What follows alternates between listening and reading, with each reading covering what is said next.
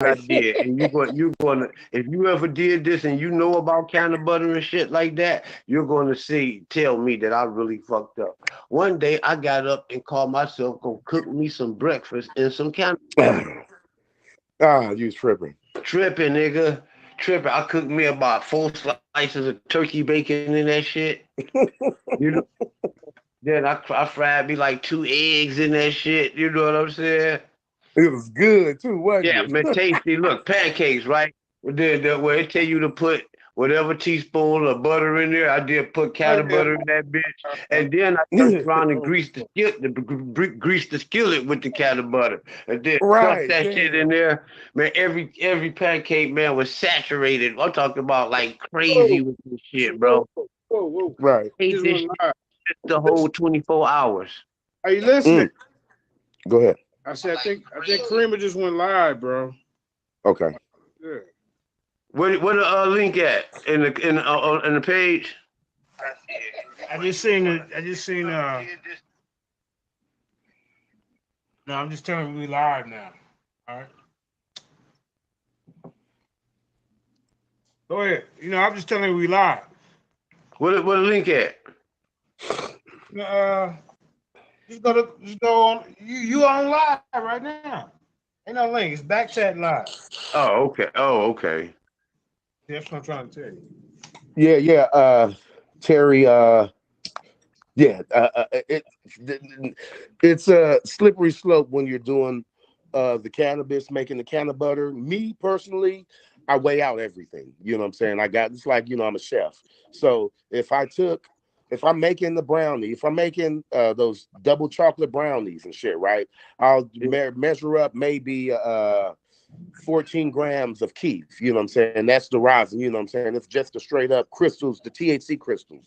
I'll measure up 14 grams of that right there, and I'll mix that in there when I'm making the brownies. So I know what I'll say however big this pan of brownies is, and if I cut 10 pieces, I could divide that by 28 grams. You know what I'm saying? So I could say it's 2 grams of keef or whatever per brownie. You feel what I'm saying? And then you got the dosages, the milligrams. We know about the grams and the ounces, right? Well, they got milligrams. So 1,000 milligrams is 1 gram. So people be out there buying that the hemp oil and the CBD oils and stuff, and they be asking me, how much does it have in it? How do you know? And I say, well, 1,000 milligrams is a gram. 500 milligrams is a half gram. You know what I'm saying? And that'll be for the whole serving. So, if you ate that and you got, two out of your mind, well, then you might have to go with, less, You see the than tub right here?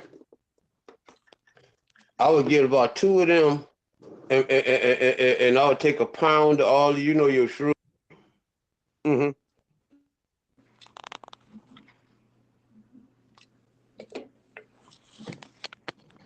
What's up, Yashar?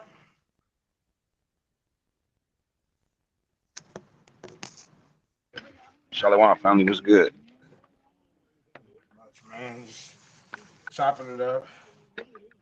Talking about how hard it is for people like us, to get into the people of color to get into the industry of dispensaries. How they making good money off of, but they're blocking us. Don't hold. Wait. Grab the strings. Both strings. Make sure you got both strings. You got both of them. All right. Don't let them go. Ricky, I want you to put the hot dogs on the grill later. I am. Yeah.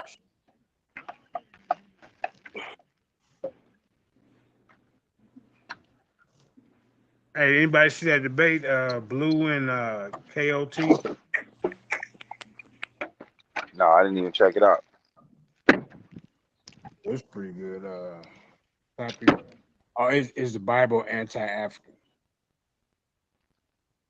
Blue, he got a special way of thinking. So I Yeah, know I wasn't over. he lost that one. Yeah. Same debate. Cesare lost. Me and him had the same discussion. So it looks like it's gonna be KOT and Skim next round. Him, So yeah. I think they got like 4 Yeah, yeah, man. When I there's a scripture that I've read that has been following me all my life, brother, all of my life, and this scripture didn't make sense to me until I was probably about 45 years old, bro. Then it hit me like a ton of bricks.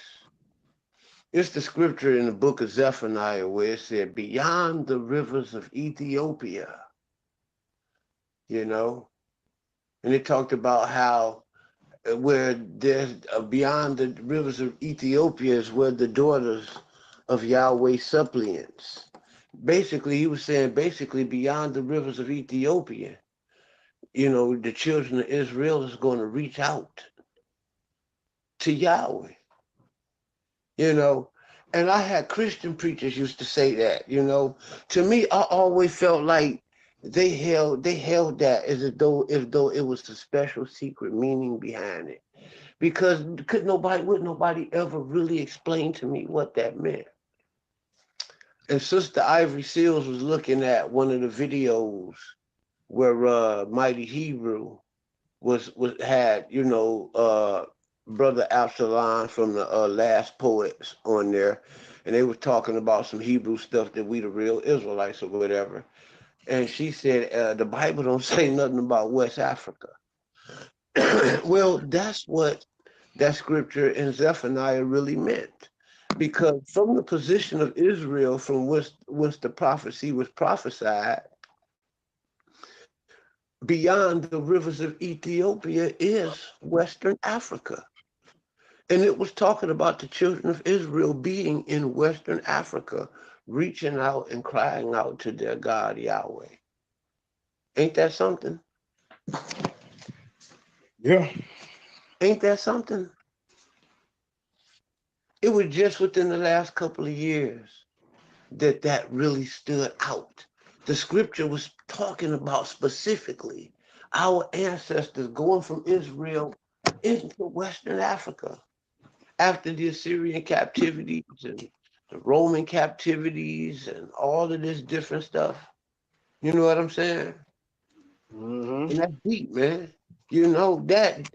I mean, the European Ashkenazi Jew don't have that history. And for someone to say that the Bible is an anti-African book, is the Bible anti-African? That's crazy. You people, that's like asking stupid questions and stupid arguments. You know, because the only people in Africa that can claim to be true Africans are the Israelites. They are the Banu Afrans. Those are Semitic people. Those are not Hamites. And the whole country is named after them. You see? So people is just ridiculous, you know what I'm saying? You know, all of the people from the Northern Africa, you know, and the people that's responsible for the canonizing of the Bible in Carthage, which is Northern Africa. I mean, people, it's ridiculous. Africa played the most important part in the Bible and in Christianity, which is the canonizing of the Bible. A lot of ignorant people think the Bible was canonized in 326 but 3 you know AD, but you know, and that's not the case. That was just the Council of Nicaea and the start of different Roman ecumenical conferences, you know. But one of those later on ecumenical conferences, the Bible was canonized, and the Bible was not canonized in Rome. It was canonized in North Africa. If I'm not mistaken, it was either at the conference of Hippo or the conference that came right after the conference of Hippo, which both took place in North Africa, right there in Carthage. You know, the very earliest theologians and architects of the Bible and Christian thought concerning a religion and how to approach the Bible came from Africans. You know what I'm saying? So, I mean, it is just ridiculous and ignorant, you know what I'm saying, for somebody to, you know, want to argue whether the Bible was an African book or not. You understand? That's just ignorant. You know, And when the origins and elements of it was canonized in Africa. It wasn't. Did these people act like it was canonized on the moon or in the North Pole, some goddamn where in the Caucasus Mountains? I mean, it's just fucking ridiculous, man. let me add on to your bill real quick. So see, I had these in my notes. Like I say, you know how they say we ain't in West Africa. We got the Beta Israel. That's the Phoenician or Ethiopians. We got Abayu Dayu. That's in Uganda. The Tutsi in Rwanda. All these people are saying they're descendants of Israelites. The Rusak that's in Zimbabwe. The Lemba in South Africa. The Sefwai Wuso in Ghana. The Ashanti in Ghana. The U in Ghana. The B'nai Ephraim, sons of Ephraim. Some Hey, of them, the sons of Ephraim and yeah, the Afri, that's the ones I'm telling you about. That's where Africa comes from. The name of Africa was after them, after Israelites. Israelites were named after Israelites, not after Hamites. Africa was named after Israelites, not Hamites. right. They got the Lamb in Timbuktu, the Katsina in Nigeria, the Zapham Ibrahim, that's in Malawi Republic, the Igbo in Nigeria. Then let me read this real quick. Havila and the Tutsu Hebrews by Professor Yakahan Bouwajiri. I can't pronounce it. It's Bwejeri. As a Hebrew organization, Havila developed a specific program. We focus our efforts on the Hebraic remnant of pre-Talmudic tribes of Israel, isolated on the other side of the rivers of Ethiopia, according to the Zephaniah prophecy. Ain't that what you Whoa. just said? Zechariah 3:10, the historical and geographical land point out by the Zechariah prophecy been identified by prestigious, damn, I can't pronounce today, learned Jews and Talmudists, like Rashi Shomolov ben Yusharak, as a White Nile Basin. The biblical name of that land is Havana, according to the Genesis 2, verse 11. The name of the first is Paisan. That is which compasses the whole land of Havilah, where it's gold.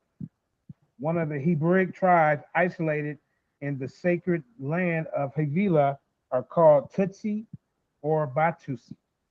During the last 40 years, the Batusi have been exterminated and still now are being exterminated because of their Hebraic identity and their Solomonic legacy. According to their Solomonic memory, they say to be the descendants of the two Israelite tribes, Judah and Dan, the kingdom of Zagwe. Some clans among the Batusi are really contemporary with the Moses people when moved from Egypt. According to the exact knowledge they display about the, according to the knowledge they display about the Moses laws. Others joined their brother after different misfortunes which affected the Israelite people, such as the destruction of the Holy Temple of Jerusalem. The Batusuwa Halakana, he has kept record and encoded references to these events with names and rituals, such as the annual festival of Sukkot called Umanganua, Festival of Return. The territory of Batusi monotheism has always been subject of astonishment from the European witnesses. Political organization of Batusi from Kush, 4000 to 250 BC, until the post-Zagwe kingdoms, 1270 through 1960, are strictly related with the Solomonic systems. I'm gonna stop there for a minute, but yeah, I got a lot of information on that too. That Garfield and them want to deny. You know what I'm saying? The land of the Lamb is south of Berecia. It is bounded on the west by Mechzar. The inhabitants, according to the accounts of the people of the neighboring countries, The nations of Lam are Jews. The Negroes who live on the banks of the river, which rises from the mountains of the south of Melel, go naked, carry on no trade. About this, the people of Salah, Barisa, and Tokor make predatory incursions into the land of Lam and carry away its inhabitants captive to their own country, where they are purchased by the merchants who travel there and who traffic them to other countries. The Negroes who were expelled from Grenada in 1492 fled south into Negro land, and they eventually were sold into slavery. Different ways Jews fled into Africa. Spanish Jews fled directly into Africa. Jews fled Portugal and then to Africa. Portugal sends Jews to Lancados.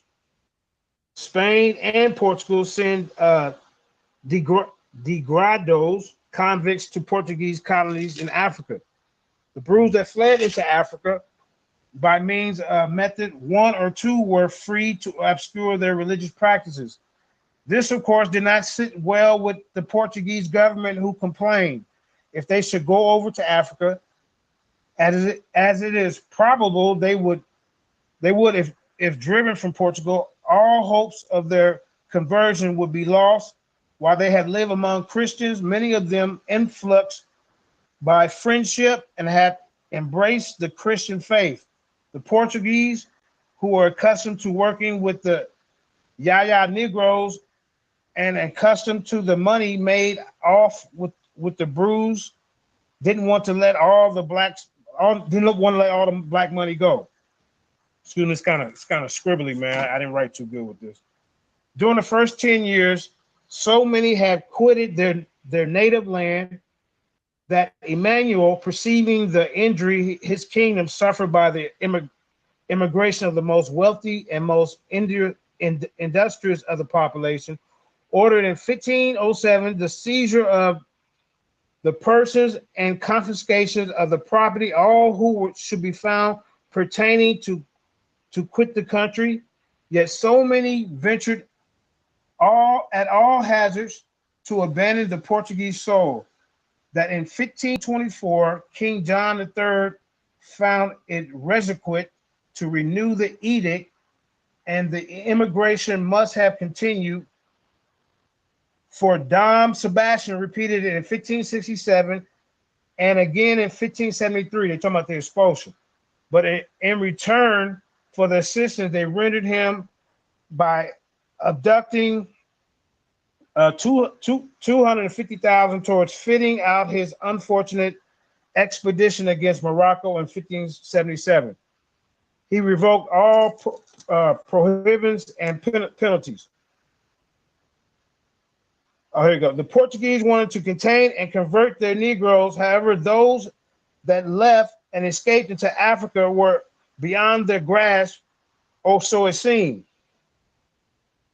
Now let's talk about the Brews that were sent into Africa by method three. The Lancados became one of the most wicked and evil plans of all time. Portugal would take the children of the sons of King Dawid by violence, some no older than a New Year's old baby, and they would give these children over to the wicked, evil bishops and godparents to rear them in the tenets of Christianity and the ways of the Portugal Empire. And these children would be raised to be the right hand of the Portuguese Empire in Africa.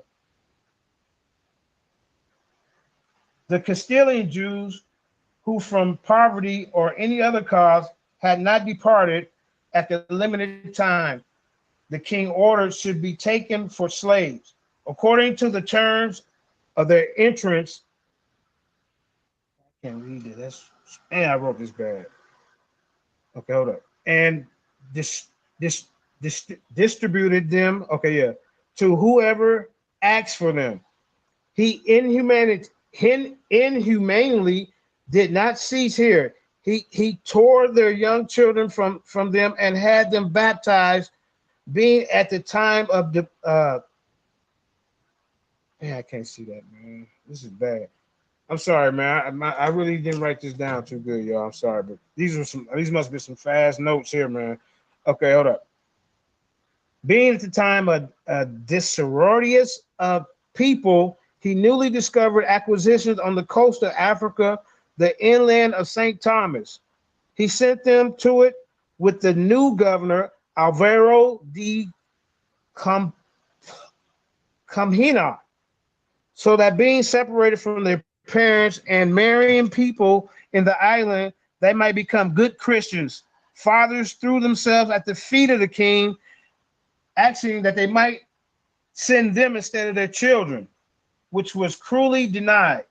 The Lancados are the most dangerous for their fellow Hebrews in Africa because they were raised by the enemies.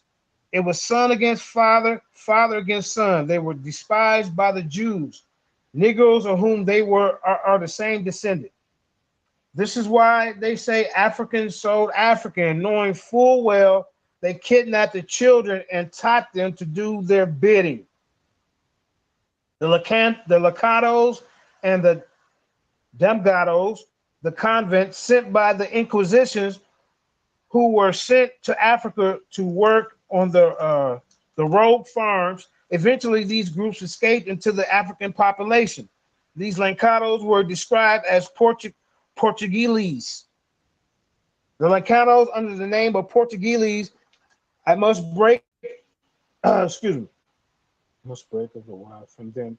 He said, I must break of a while from them and equate you first of a while from them and equate you from you first. Man, I wrote that bad, man. God damn. Hey, I yield the floor on that, man. These notes is horrible, bro. I can't even barely read them, man. I scribbled this shit out. But do you understand what I'm saying, Terry? Yes.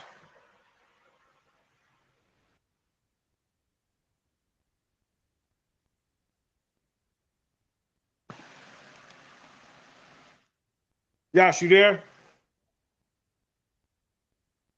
Okay, well, basically, let me just get back to it. See, what I'm saying is they try to deny the history of our people being in West Africa. When if you go to like B'nai Israel's channel, you can get a lot of good information on how we got there and some of the laws that the Spanish put against us, the Portuguese. Like right here, this law. Here, let me read you this law right here. The 5th book of the ordinances. We are also certified to give permission to the captain of our ships and to order them to go to Saint George or to Saint Thome to trade and negotiate. However, a trip to the Saint Thome and Principal Island should only be taken when it's really necessary. There, our ships might have the possibility of buying many slaves to bring to our kingdoms. The law written by the Portuguese kings was the law that started the transatlantic slave trade from Africa to the Americas, a law written specifically for Lancados, who are Black Portuguese, who are Spanish Jews, who are Negroes, who are the sons of King Dawid. We have uncovered the greatest secret of the transatlantic slave trade. This is B'nai Israel's information and research. He said he worked with a retired professor in Iberia to gain access to some of these documents. He also had a professional translation group to help translate King Manual laws to English. B'nai Israel can also be found on Facebook. You can find a lot of his videos. It says Saint Thome and Principe, one of the most tragic episodes in the history of African Jewry, occurred on 2 small islands off the west coast of Africa called Saint Thome and Principe. The islands were not under Portuguese rule in 1496 when Portugal expelled its Jews in accordance with the Spanish Inquisition. When the Spanish expelled the Jews who would not convert to Catholicism, 3 years early, many fled to Portugal. King Manuel of Portugal had placed a huge tax, a head tax on the Jews in order to finance his nation's colonies. The king wished to colonize the small islands of Saint Thome and Principe, but did not wish to risk many Portuguese to do so. To punish Jews who would not pay the tax, King Manuel deported almost 2,000 2 to 10-year-old kids to his island because they couldn't pay the tax. Only 600 were alive a year later. Some of the surviving Jew children retained some resemblance of their parents' religion. In the early 1600s, the local bishop would discuss that there was still Jew observations on the island and returned to Portugal because of his frustration with them. Observances had declined by the 18th century. Today, there is no known practicing Jew on the island, but the descendants of the children who distinguish themselves by skin that is slightly lighter than that of their neighbor have expressed interest in learning more about the custom of their ancestors. So, I mean, when they say we don't have people, I mean, there's no proof of our people. We got a lot of proof, man. And there's a lot of tribes over there, you know, they're saying, I mean, are they all lying? I mean, what's going on with that? I got a bunch of notes on some of these I can read. Let me see. Yeah, Yasha, you still there? Who on the chat? Just me?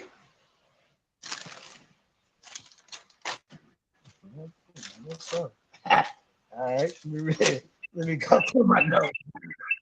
Let me see what I got in my old notes, man. They might be doing something. Okay, let me get to some of my notes. Let me see. Okay, all right. We can go to some more information. According to numerous witnesses of the Batusi hierarchy, we point to the famous Middle-Age traveler Eldad Ha-Danai, the 9th century. This one has confirmed the authenticity and the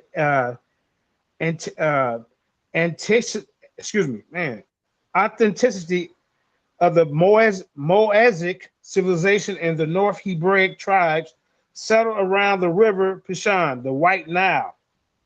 Okay, I read y'all that. Let me see, man. History University, Germany. He presents more than 30 years of research. Did I read that? Let's see. So I kind of skipped around. All right. Let me read this then. All right, because see, they try to discredit Derek Lang one time. Is a professor of African history at the University of Bayreuth in Germany. He presents more than 30 years of research on the history of Africa and explains his current focus on relations with Phoenicians, North Africa. For his appointment in Beirut, he studied Arabic and Islamic history, as well as anthropology. In Paris, worked in Arabic texts for 4 years. Cairo, and taught African and Islamic history for 5 years at the University of Niamey. 15 research trips to Nigeria, Niger, and Chad. His publications in 3 languages include 2 books of numerous articles in learned journals and 2 contributions to the UNESCO History of Africa. He is unique in comparing African cultural forms with those of ancient and Near East. From beyond the rivers of Ethiopia, my supplants, even the daughters of my dispersed shall bring my offering, Zephaniah 3:10. Yoruba people themselves speak of their origins outside of Africa in the Near East, Shemitic region. Derek Lane, Professor Dr. Demetrius of Beirut University in Germany has performed many extensive research concerning many West African groups and their origins in the Near East. In the abstract to one of many essays, Derek Lane, Origin of the Yoruba and the Lost Tribes of Israel, Derek confirms the traditions of the Levites, Levitian Israelites, origin of the Yoruba Nigerians. On the basis of comparative studies between the dynastic tradition of the OU Yoruba and ancient Near Eastern history, the present article argues that Yoruba traditions claiming immigration from Near East are basically correct according to OU Yoruba tradition. The ancestral Yoruba saw the Assyrian conquest of the Israelite kingdom from the 9th and 8th centuries BC. From the perspective of the Israelites, after the fall of Samaria in 722 BC, they were deported to eastern Syria and adopted the ruling Assyrian kings as their own. Origins of the Yoruba and the Lost Tribe of Israel by Derek Lane. See, Kyle always say that there is no Yoruba is an Israelite because he's a Yoruba. And he used to be Israelite, and he has fell to atheism. So he's going to try to discredit Derek Lane. He was the main one. All right, let's see. Look up the book Ancient Kingdoms of West Africa, Africa-Centered and Canaanite Israelite Perspective by Derek Lane. Okay, let's see. The Northern Kingdom on the basis of comparative studies. Okay, yeah, let me read this. Okay. The Northern Kingdom on the basis of comparative studies between the dynastic tradition of the OU Yoruba and ancient Near Eastern history, the Yoruba traditions are providence claiming immigration from the Near East. I read that, man. I'm tripping today. I read that, y'all. Tripping today. Let me see what else I got in my little notes. Since y'all left me out here by myself. Where you at, y'all? You was presenting the information. I was just hanging out. Let's see what I got. Let's see.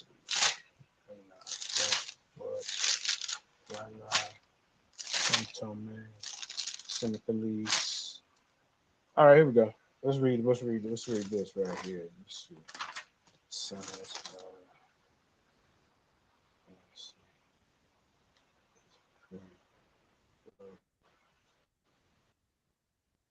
I will read this. In Senegalese bush, Bantu Israel tribes say they are Jews, but they're proud Muslims. The villagers must change their name of their birthplace to enter Mecca, but don't deny being a Jew. This is by this is Non Lipsitz, Lipshsiz, May 2013. There is a picture of a Dugatigo Badigo outside the Banu Israel clinic near the Senegalese village, which is a sacred tree. He will welcome you in his name, introduce you to his three wives, but Dugunyo, I'm just going to say Dugunyo Fidigi, does not want foreigners to come near the sacred tree in his village deep in the Senegalese bush. Now, this tree is the holy ground, says Fudiga. President of this remote settlement of 4,000 souls, he says of Jew ancestor Jacob planted it when his people first settled here 1,000 years ago. Let me read that again. This guy over here in Senegalese says this sacred tree was planted by Jacob. So the tree is holy ground. And I said it's only 4,000 people who live here. He says he's a Jew and he's an ancestor of Jacob, and he planted here when his people first settled here 1,000 years ago. The lush kapot tree towers over the parched shrubs at the edge of the Banai Israel. a dusky community in eastern Senegal near the border of Mali. I think that's West Africa, bro. The residents are all Muslims, are members of a tribe whose name means sons of Israel. See that? And trace their lineage to two clans in Syria and Draim. They are descendants from Egyptian Jews. We know our people came from Egypt to Somalia and from there to Nigeria, where they split about 1,000 years ago. One branch went to Mali, another went to Guinea. Many claims are difficult to establish, but West Africa has had a documented list of Jew presence since the 14th century, when several Jew merchants set up shop in Timbuktu in Western Mali. Jews kept trickling from Spain and Portugal during the Inquisition of the 15th and 16th centuries, from Morocco. Gedan Bihar, Israel's former ambassador to Senegal, says Jews maintain a constant presence in the area until 1943, when the last Jew settlement was uprooted from Guinea Bissau, Senegal's southern neighbor, then a Portuguese colony under the rule of pro-fascist dictator Antonio de Oliveira Salazar. Behr believes the historic presence is responsible for some of the faint Jew traces still visible in the region. West African musicians often decorate and the traditional 21-string badge harp with the Jew symbol, including the Star of David, known as a Korah, K-O-R-A. Let me see what else I got. All right. It says in Wolof, K-O-R-A, and some words in Wolof. Wolof, a widely spoken language in Senegal, bear the resemblance to Hebrew pronunciations than Arabic. The Wolof word for cheek is pronounced lekai. As in Hebrew, one of the Wolof words for wise is pronounced the same as the Hebrew word shashem. They also have a cultural trait that's common with the Jews and a version to intermarriage. According to Fadija, the community tries not to assimilate, preferring to wed with neighbors who live in neighboring villages. Okay, here goes some more people we got in West Africa. Jews of Balad of Sudan describes West African communities which were connected to known Jew communities which were expelled from the Middle East, North Africa, Spain, and Portugal, and immigrated to West Africa. I think I read this one. Historical records. Yeah, I read that somewhere. I think that's about all the notes I got. You know, I had a few on it. Let me see. Hold on. Let me see what we got. Any cares of South African Jews settled? Let's see. According to most accounts, the earliest Jews settlements in Africa were in places such as Egypt, Tunisia, and Morocco. Jews had settled along the Upper Nile on the island of the Elephantine in Egypt. These communities were augmented, having been made greater in size and value by subsequent arrivals of Jews after the destruction of the Second Temple in Jerusalem in 70 CE, when 30,000 Jewish slaves were settled throughout Carthage by the Roman Empire Titus. Let's see. Right, he's being blessed to this honest people. Okay, these were my like notes for my debate against Sean. Let's see, because Sean, I did a debate with Sean on the Dagger Squad.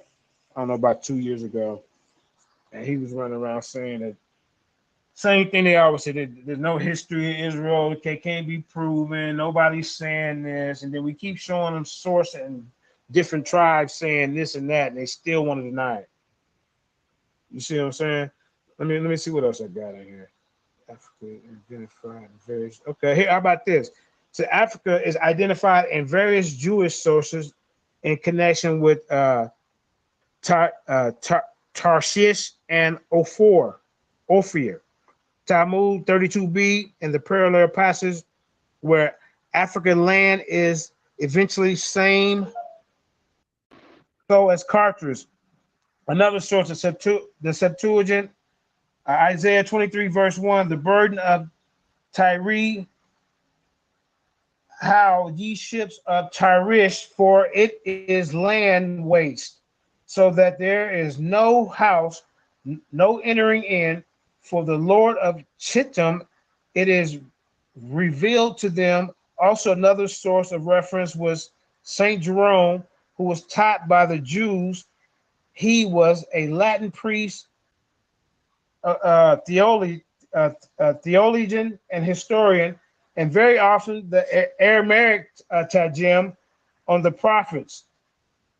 Targum was an originally spoken translation of the Hebrew Bible that a professional translator would give to the common language of the listeners when they was not Hebrew. The identity of the biblical Tyrish, with Carthage, which was the birthplace of a number of rabbis who are mentioned in the Talmud. Africa, in a broader sense, is clearly indicated where mentions is made of the 10 tribes who were driven into exile by the Assyrians and journeyed into Africa. The source is the Sanhedrin 94a. Somebody want to say something? Connected with this is the idea that the river Sambati, somebody mute their mic real quick.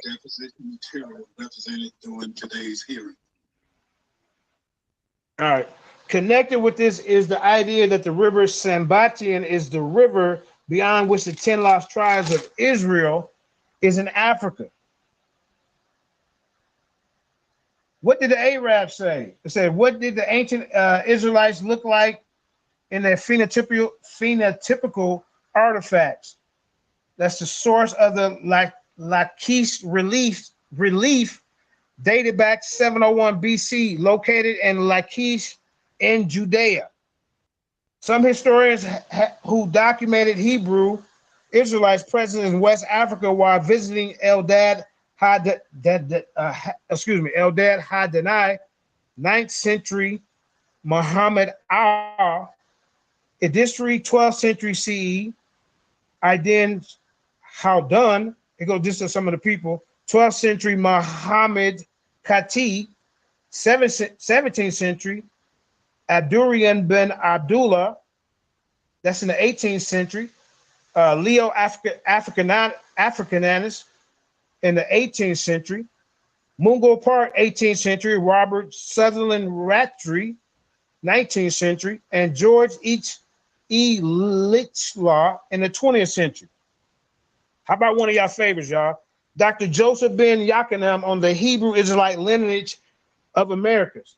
The African Jews are all over Romanized Africa of this era, were caught in a rebellion in Cyrene during the 115 CE against Roman imperialism and colonization.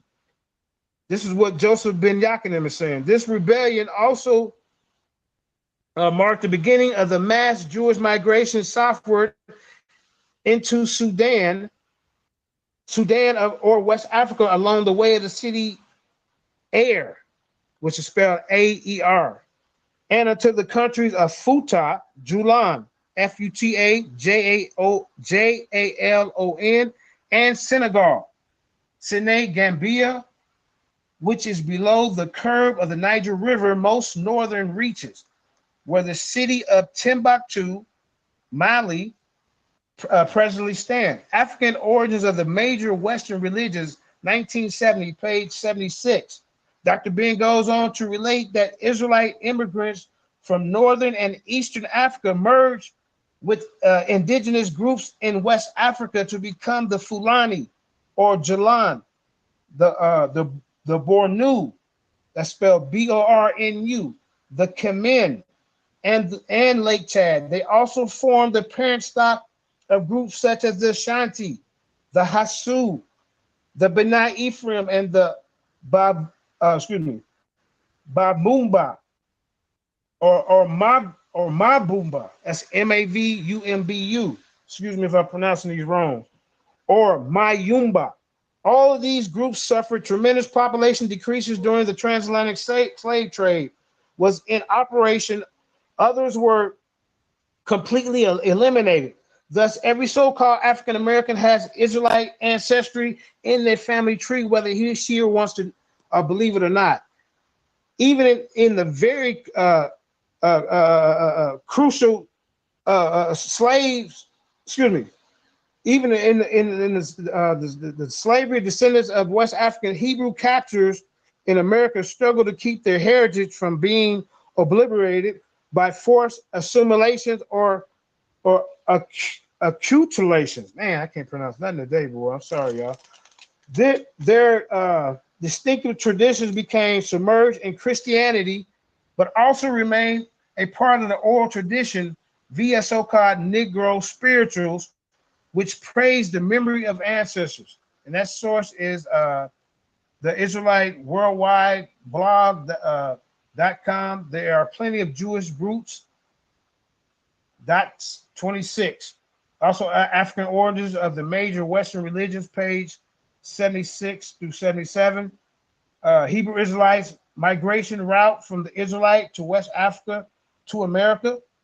Also, the ISJA, the International Society for the Study of African Jewry, is a community of scholars and students engaged in the study of African jewelry, and is a diverse cultural, historical environments, religious beliefs, and practices. Their objective of ISJAD, which is ISSAJ, are to facilitate scholarly research and discussions, and to research finding through regular conferences and newsletters. And these scholars of African Jewry study anthropology. The Spanish Jews maintained that they had been transported after the destruction of the temple by their Babylonian conqueror Nebuchadnezzar. Certain Jew families, the Adin, IDN, Davids, and the, I can't pronounce this, Arbronals, boasted descent from the royal house of Dawid. And I'm gonna spell this for y'all. It's Abrabanels. Abrabanels. Oh yeah, I was gonna say that if you can't come across the word, spell it, shit. And Yeah. even then, when we go back and look at it, you know, we can go if we interested. You know, hey, you gonna go ahead and look that word up. Right. So they come from the royal house of David and maintain that their ancestors have been settled since. Somebody saying something?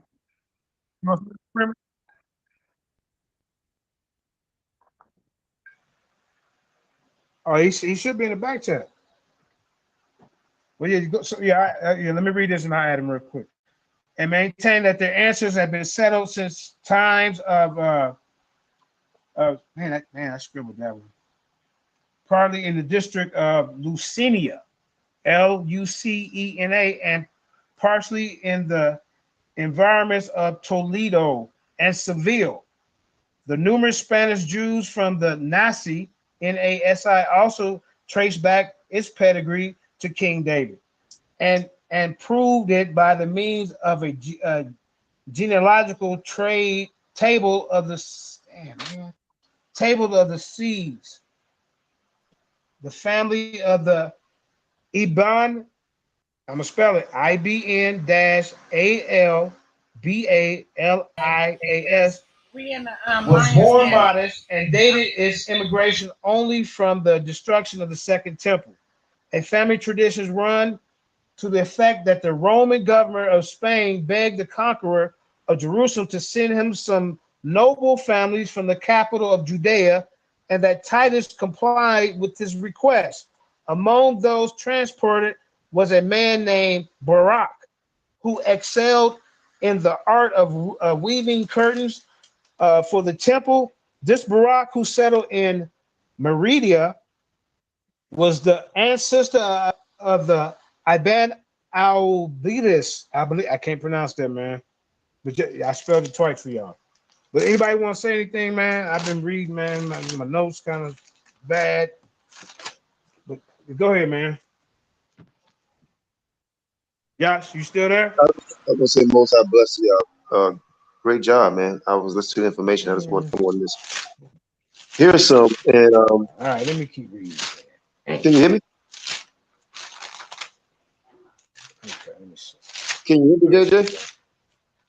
So allows. You say Elder Kanal wants to jump on, Karima? I'm on. Can you hear me? Hello?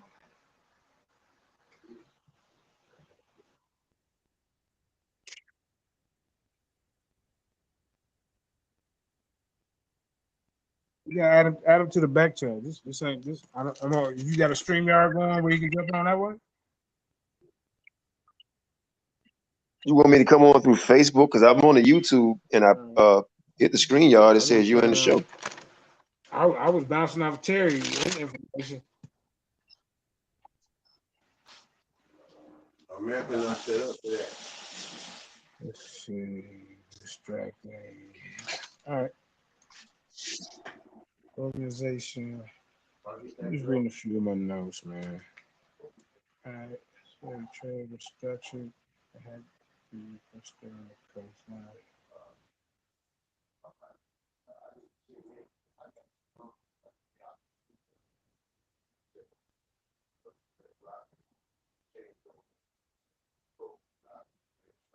Let me start here. All right. The Rabbinic dialect was primarily formed in the Middle Ages, proving to be Spanish Black Jews who were chiefly descended from the inhabitants of Jerusalem. Many nations, such as the Bono state, Ashanti, of present-day Ghana, and the Yoruba of present-day Nigeria, were involved in slave trading groups, such as the Mbaganda of the Angola and the Nyamwezi of the Tanzania, which served as in between people waging war on African states to capture people to export them as slaves. See Garfield? The organization of the slave trade was structured to have the Europeans stay along the coastline, relying on African middlemen and merchants to bring them slaves to the then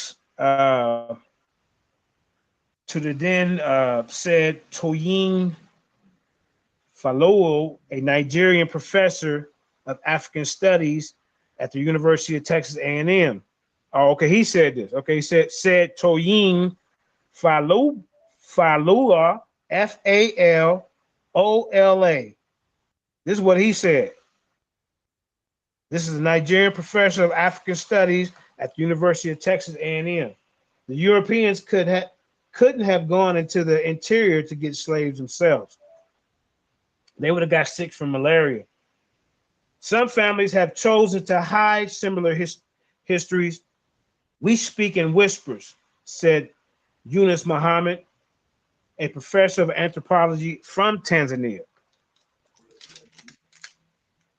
The Ashanti Empire dominated the Gold Coast.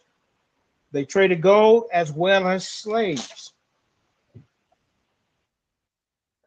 Okay. What else I got on here? The Negro in the New World, 1800s, by Sir Harry H. Johnson, page 27. The Jews are composed of 3 or 4 separate racial elements. The Asiatic, the Negroid strain, shows itself occasionally in the curly hair, the long eye, and proportions of the skull. The Jewish hybrids with the Negro in Jamaica and Guinea reproduce more strikingly the Assyrian type. It is quite conceivable that the great peninsula of Arabia was once populated as far as its natural conditions allowed by primitive Negro stock, which may have been later on particularly exterminated by changing and unformable conditions of climate, and by the aftercoming of the white man and his types. I mean, I didn't write this, he did. Okay. Oh, here, man, I can't see. So it's just me. All right. Let me see what I got in my notes, man. Do anybody want to say anything? Josh, you got anything to say, or are you doing something else?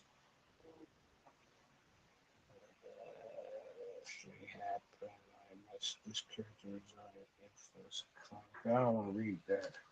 Black Jews is Black Jews. Okay, let's see what this says. The Black Jews. Okay, this is by who's this by here? This is by Christian Research in Asia by Reverend Claudius Buchanan, page 205, year 1811. The Black Jews. It is only necessary to look at the continents of the Black Jews to be satisfied that their ancestors must have arrived in India many ages before the white Jews. This is by Christian Researchers in Asia by Reverend Claudius Buchanan, page 205. The years 1811. 1811. This is what he said. The Black Jews. It's only necessary to look at the continents of the Black Jews to be satisfied that their ancestors must have arrived in India many years before the white Jews. Their Hindu complexion and their very imperfect resemblance to the European Jews indicate that they may have been detached from their parent stock in Judea many ages before the Jews in the West, the Jews in the West, and that there have been intermarriages with families not Israelites. I have heard that these tribes, which have passed the Indus, have assimilated so much to their customs and habits of the countries in which they live that they may be seen by a traveler without being recognized as Jews. How about this? Africa being an accurate description of the regions by John Ogilvy.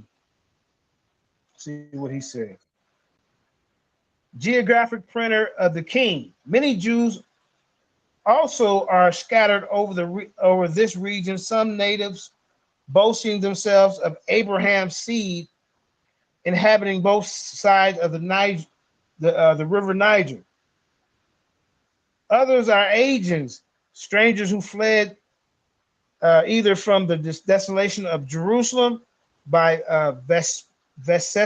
Vespasian, or from Judea and depopulated by the Romans, Persians, and Christians, or such as came out of Europe, which they were banished out by some parts of Italy in the year 1342, out of Spain in 1462. They were banished out of England in 1422, out of the Low Country in 1350, out of France in 1403. They kicked us out everywhere. These all different in habit and are divided into several tribes having no dominion, though both wealthy and numerous, but despised of all nations, and so abominated by the Turks that they were not admitted to be Mohammedites, whatever the hell that is, unless first baptized and only used to gather their taxes. How about Jews of Spain, Portugal, and the Inquisition by Frederick David D. Mukata, 1877. It says, unfortunately, at the time of the expulsion, the plague was raging in Castile, and the fugitives brought with them the disease, propagating it wherever they went. This circumstance induced King John to hasten their departure from Portugal, for which purpose ships were duly provided according to the agreement, but such was the temper of the captain and sailors that they subjected the Jews to the hardest possible conditions. They plundered them of their goods and their valuables, and even their very clothes, and landed them naked and bare of everything of barren points on the African coast. They left them there naked, man, leaving them to die of starvation or to be sold into slavery. The king also took from the parents all children between the ages 3 and 10. Those Jews who were poverty, couldn't pay the tax, entering Portugal. Exploration. Okay, that was the end of that one. Okay, and that you can find that in Jews of Spain. So basically, like I said, man, they forced them out, then they robbed them, they landed them naked, took the kids if you couldn't pay the tax. Portuguese, here go another book. Portuguese exploration to the west and the formation of Brazil, 1450 to 1800, page 17 by Dagmar Schaefer. He says the official chronicler of King Joe III, 1481 to 1495, Garcia de Rezende reports on one of the methods to populate this island. The king allowed Jews from Spain, from where they had been expelled in 1492, to remain in Portugal only in return for payment of an enormous ransom. In 1493, those who could not pay had their children taken away and baptized by force and deported to San Tome in order to be raised as a Christian. And to help populate the island, the king had leased to Alfonso de Camahu, Caminha. How about this? How about this book? The Portuguese in West Africa, 1415 to 1617, a documentary history by Marilyn Newitt. It says together a collection of documents that Israelite aspects of the encounters between the Portuguese and the people of North and West Africa.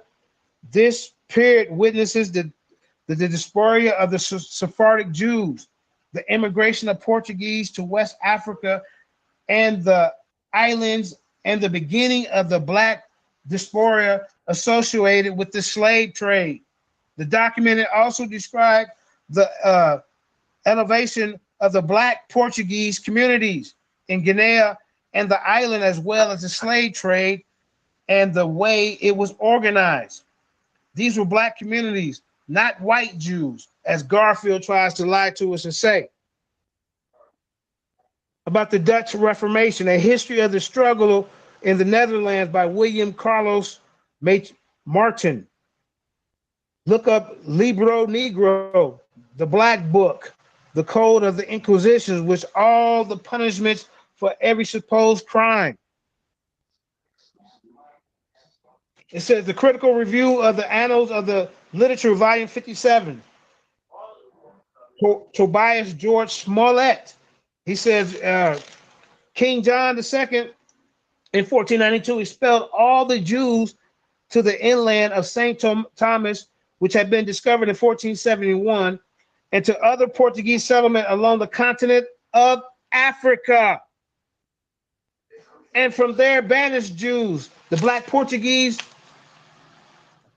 as they are so called, Negroes.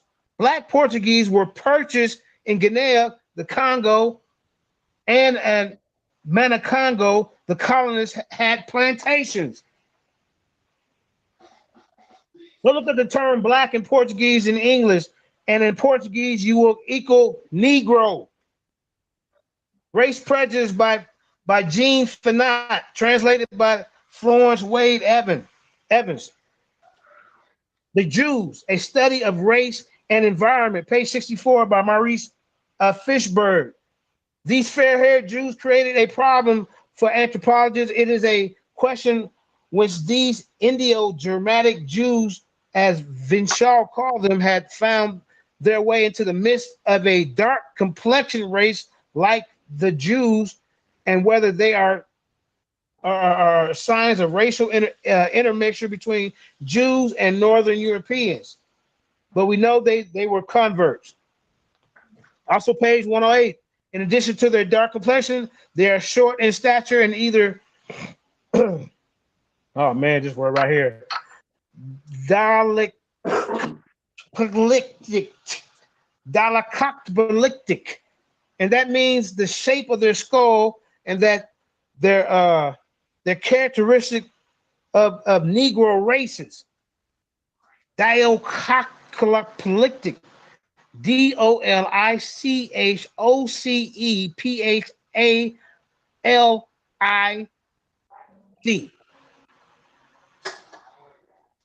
Dalacoctylic. Hope I pronounced that right. But it talks about the shape of your skull, and it's the characteristic of Negro races. Same book on page 149. The Jews. It means like long skull, like long face. Right.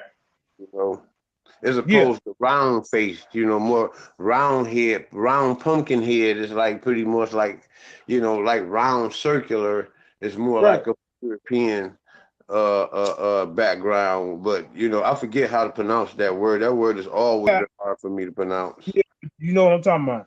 Yeah. And you can find a lot of these skulls also in Egypt.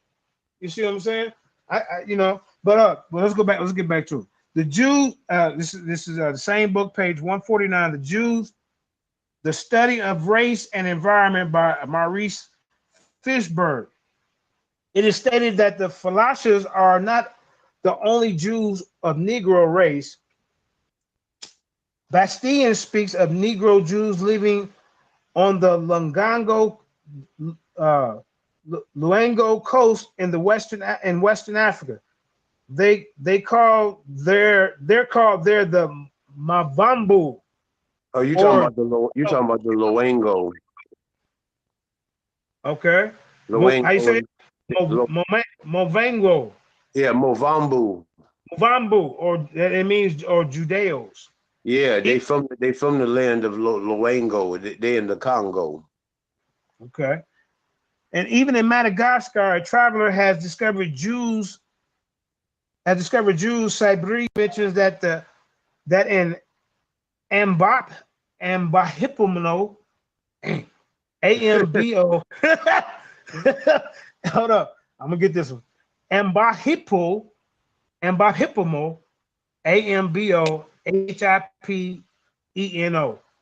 On the East Coast, on that island, he met natives who called themselves Zafay Ibrahim, or descendants of Abraham, who say they are descendants of the Jews. Zafay, Zafy Ibhahim. Zafri. See? Yeah.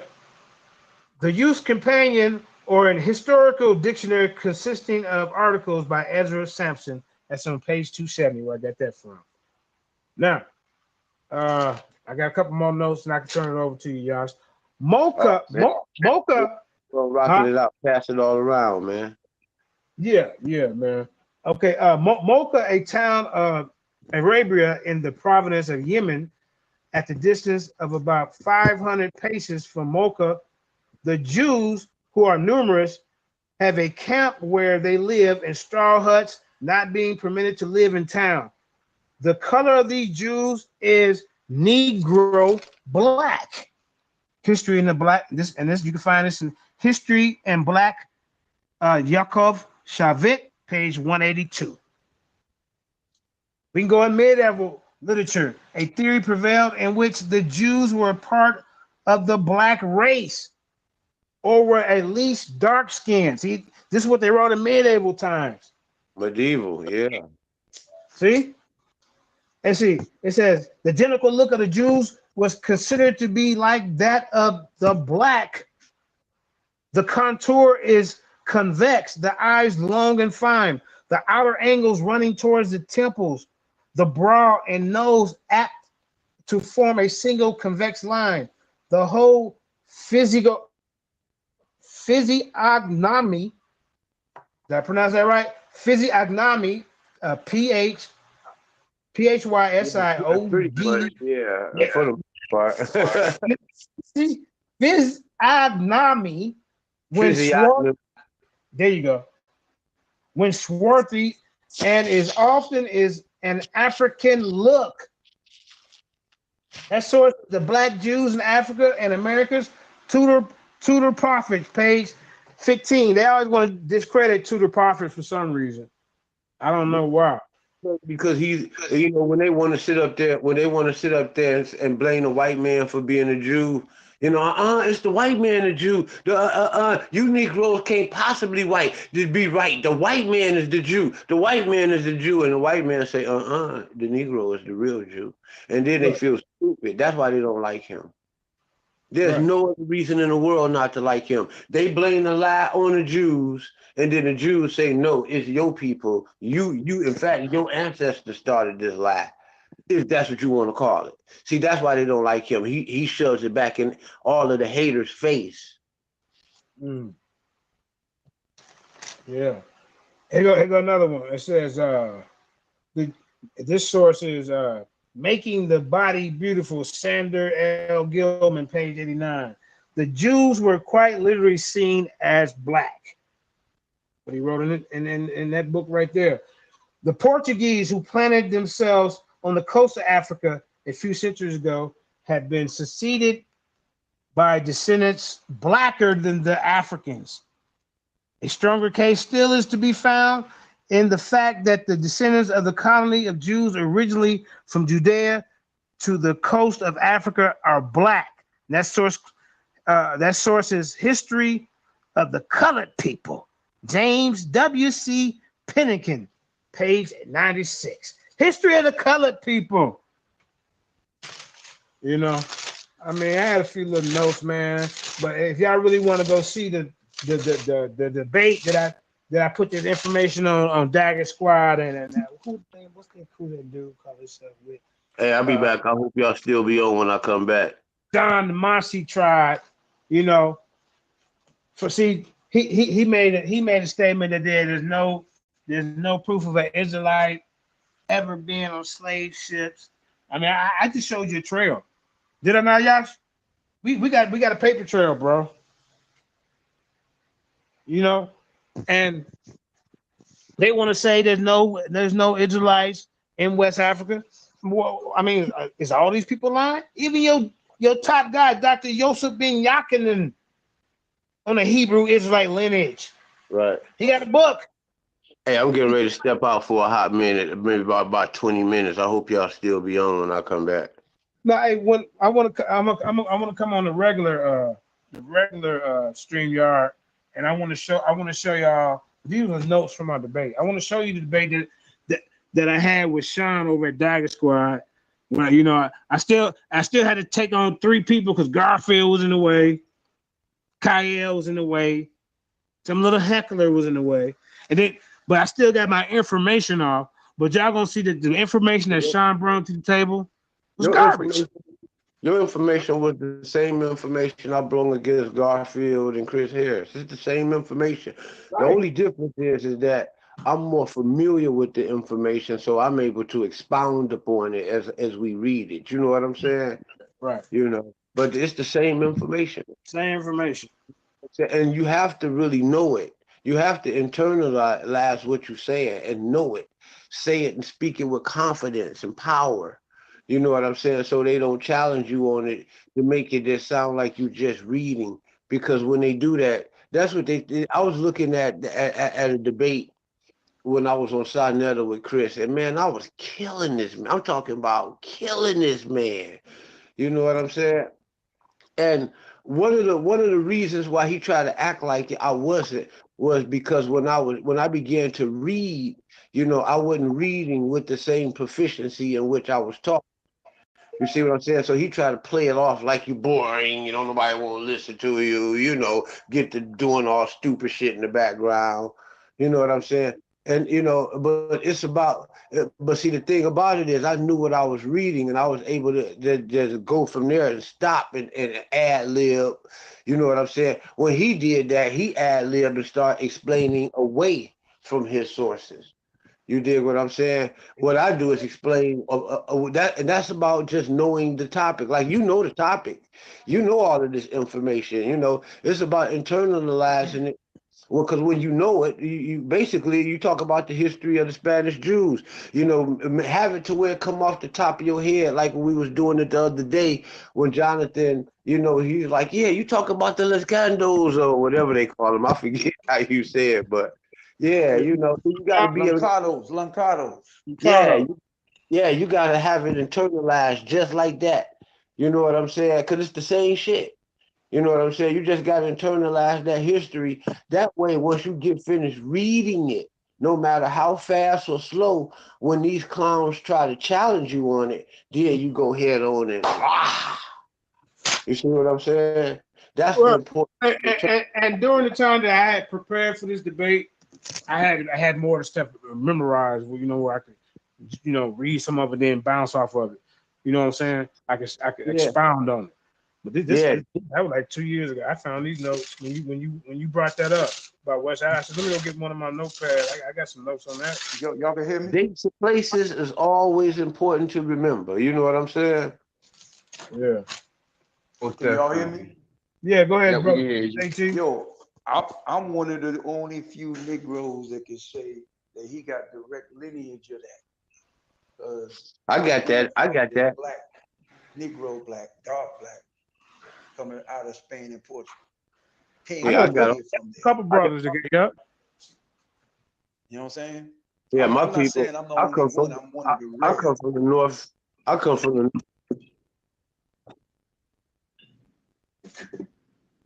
What's your say, correct? I'll be back. Hey, we got Cephas in the house. We was in the back clowning this morning. On the back chat. Okay. Yeah, let's jump on stream. Let's jump on StreamYard. JT, what you getting ready to do? I'm at the doctor's, man. I'll be on when I'm Okay, done. okay, yeah. Handle your Yeah, business, y'all man. get it crunking, man. I'll creep around there in a minute. I got something I'm finna run around here and do. It's been 100 degrees, over 100, 105 degrees in Detroit the last 2 days. Man, I know it's humid there. Yeah, it's hot. Oh, When y'all it get in hot like that here, Millersville, it get Detroit, crazy. right? Yeah. All right, let me see what she's getting in the back chat. So let's hang up. All Jump right, on I'll it see later. y'all over there in a little bit. All right.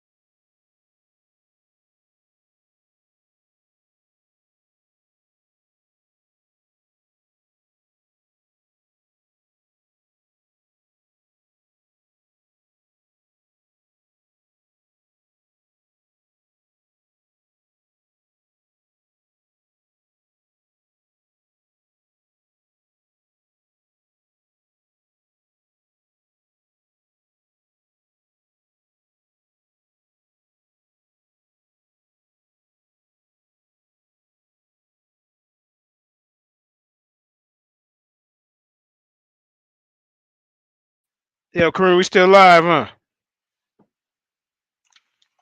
Yes. Oh, okay. You just I don't know how you did that. I thought you had to stop. Nope. All right, let me.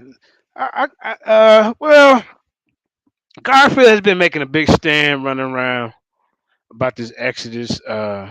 Exodus never happened.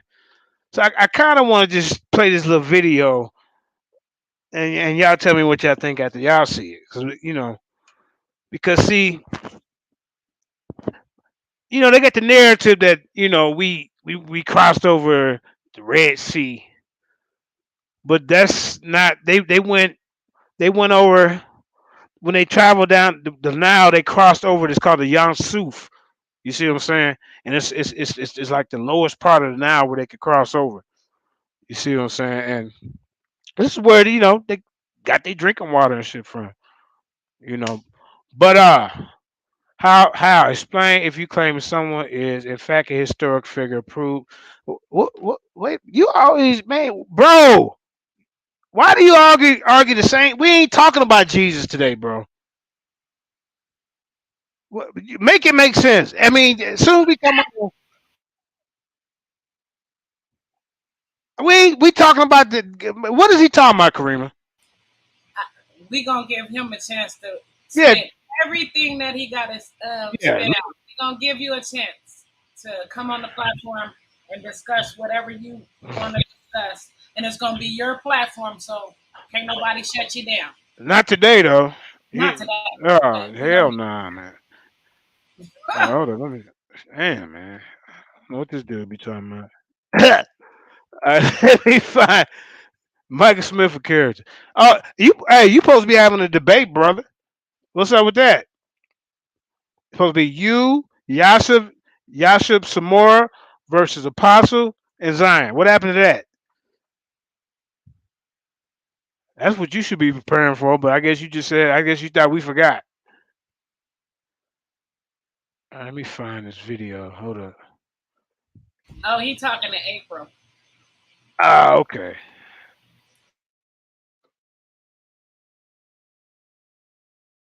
I'm trying to find this video.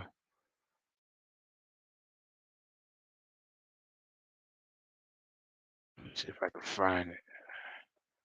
Okay, yeah, here we go. Let's see.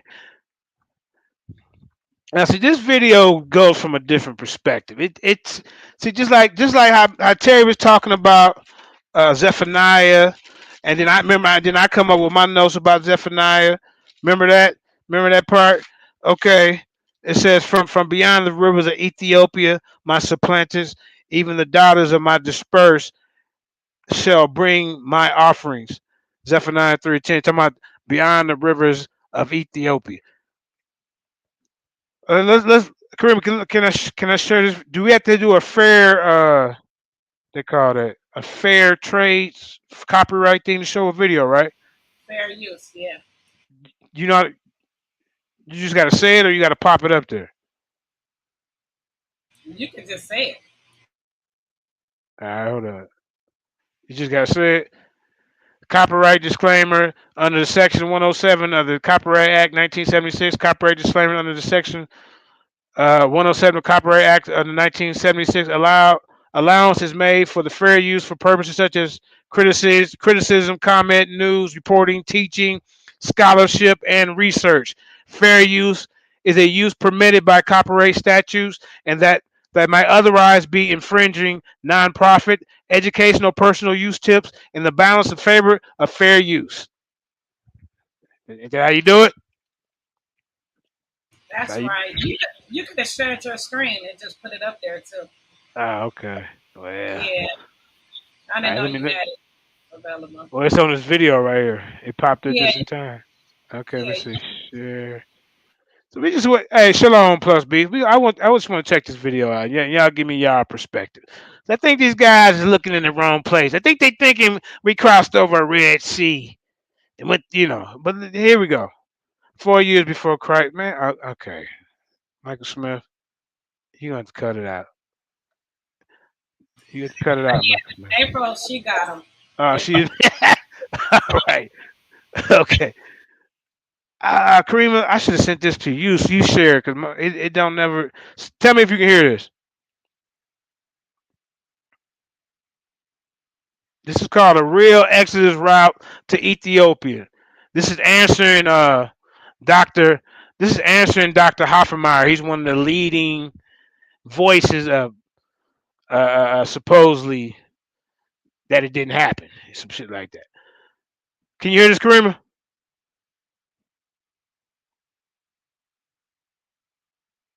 Skip it a little bit because it's probably Okay, not. hold on. Is it saying something? All right. Off to the right, that this Oh, ancient yeah, leaf we can system hear out it. here on the right You is barely hear it? Or can you hear it? If you can barely hear, I'm Yeah, gonna send it to you. very long history. we can hear loud. In All Psalm right. 78, Zoan is explicitly identified as the All place right. where Moses. All right, Garfield, you gonna learn today. All right, here we go.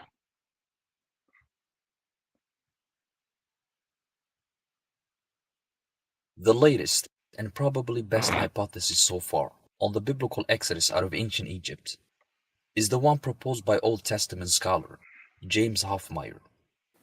What I like to do is to explore what I could consider the background evidence. What is Based on more than a decade's research and archaeological work, Hoffmeyer's hypothesis represents the best, most consistent, and most coherent hypothesis so far on the biblical exodus.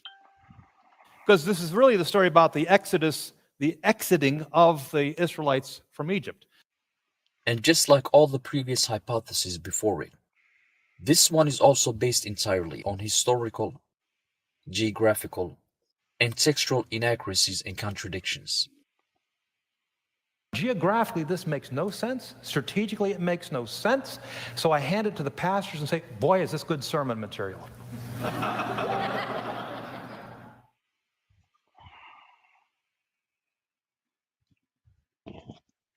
And they departed from Ramesses in the first month, on the 15th day of the first month.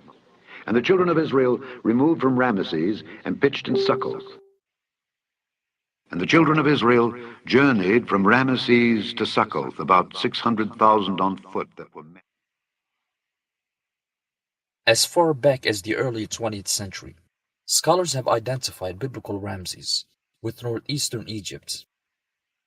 Was there a city in what the Bible calls the land of Goshen, the northeastern delta of Egypt, called Ramses? And the answer is yes. Principal study was done by none other than Sir Alan Gardner. He did the premier study on this way back in 1916 and documented every known reference at that time to a place called Ramesses and determined that there was indeed a place in Egypt called Ramesses. It was located somewhere in the northeastern delta based on the text, but nobody could find it archaeologically, at least not up till that point. In the Hebrew Bible, the city of Ramses is mentioned by name only in the Pentateuch. And we don't find any mention of this city again by this particular name after the book of Numbers. With reference to Ramses, we have actually 5 occurrences of it in 4 different passages: Genesis, Exodus, twice in Exodus, and also in Numbers 2 times. The next time that P. Ramses is mentioned in the Hebrew Bible is in the book of Psalms, and by the name Zoan, often translated as Tanis. Out of the ruins of Ramesses, a new city was built, and that city the Bible calls Zoan, Z-O-A-N, Zoan in Hebrew. In Greek, so depending on your translation, it might come off as Tanis. And this city flourished from 1070 all the way down to AD Roman times. Very long history.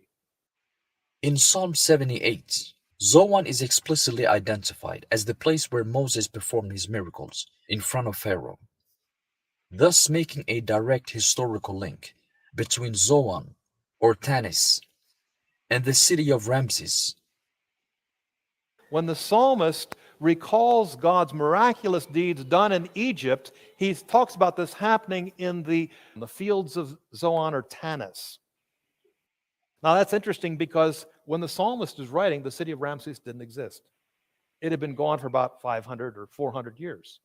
So instead of naming the city that's now gone, he named the current city, which was within the basic neighborhood.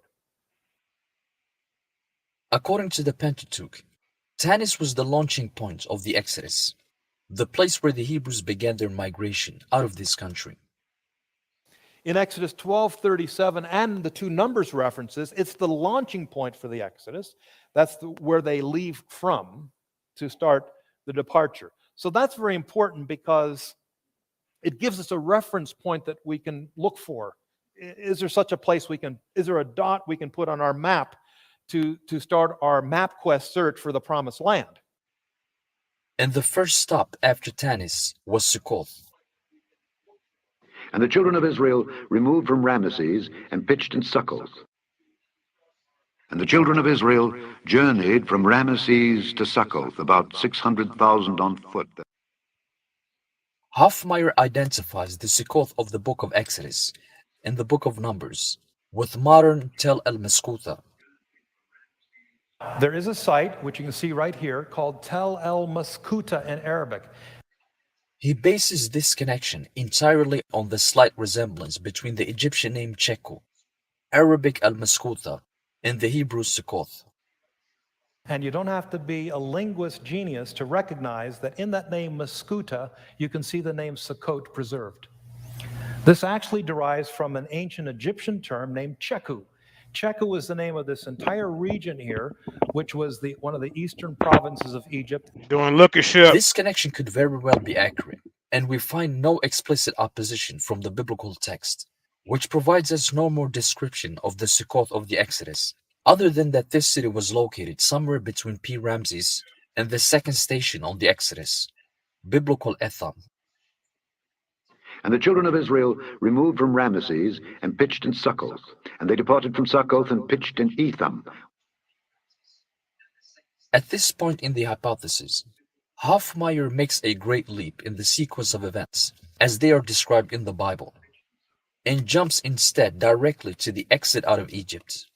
There were two routes in and out of Egypt, while completely ignoring two important steps that are detailed in the biblical account. The first stop at the city of Etham, and the second stop at the crossing point of the Red Sea, after returning from Etham. This detail in the Exodus narrative is completely ignored by Hofmeyr, who only later identifies sites in the Sinai Desert as biblical Etham. It's called Chetem en Charu, the fortress of Charu, and the crossing point of the Red Sea. And you'll see that this area here is this big lake off to the right, that this ancient lake system out here on the right is the Sea of Reeds of the Bible. And without explaining the implications that these sites would have on the migration patterns of the Hebrews, if they really are the sites mentioned in the Bible. His reason for ignoring these details will be clear at the end of this episode.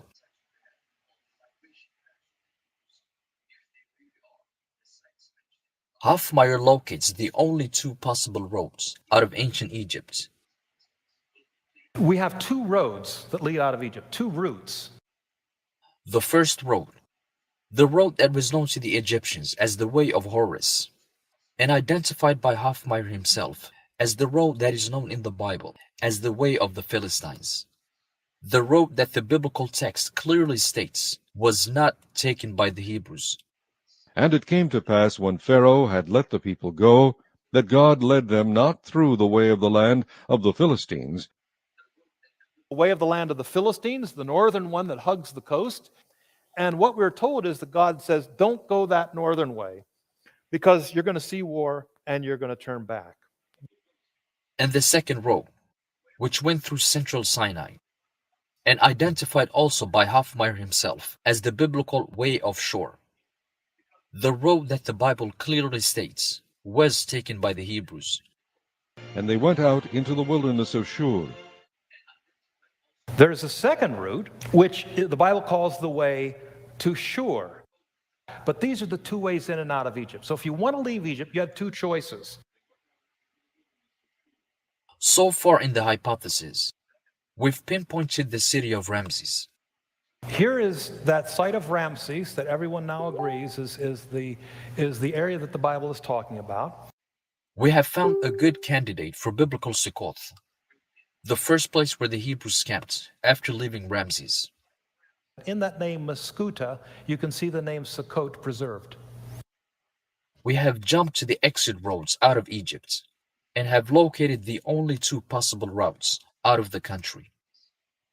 The northern route, the road that the biblical text clearly states was not taken by the Hebrews, and the second route, which went through central Sinai, the road that the Bible clearly states was taken by the Hebrews.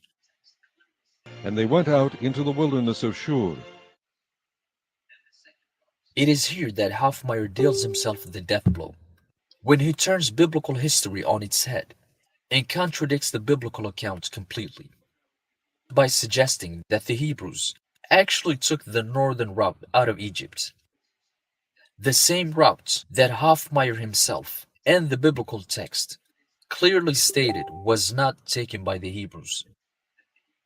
And it came to pass, when Pharaoh had let the people go, that God led them not through the way of the land of the Philistines.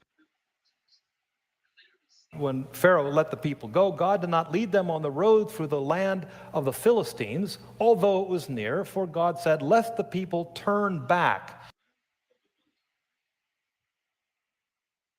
So initially, they didn't want to go out the one way because he was afraid they would turn back. Now they're going out a different way, and God says, turn back. But basically, we see them turning back up to the area they originally were trying to avoid.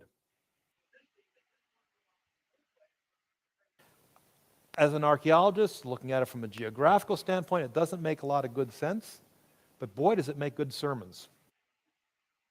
Geographically, this makes no sense. Strategically, it makes no sense.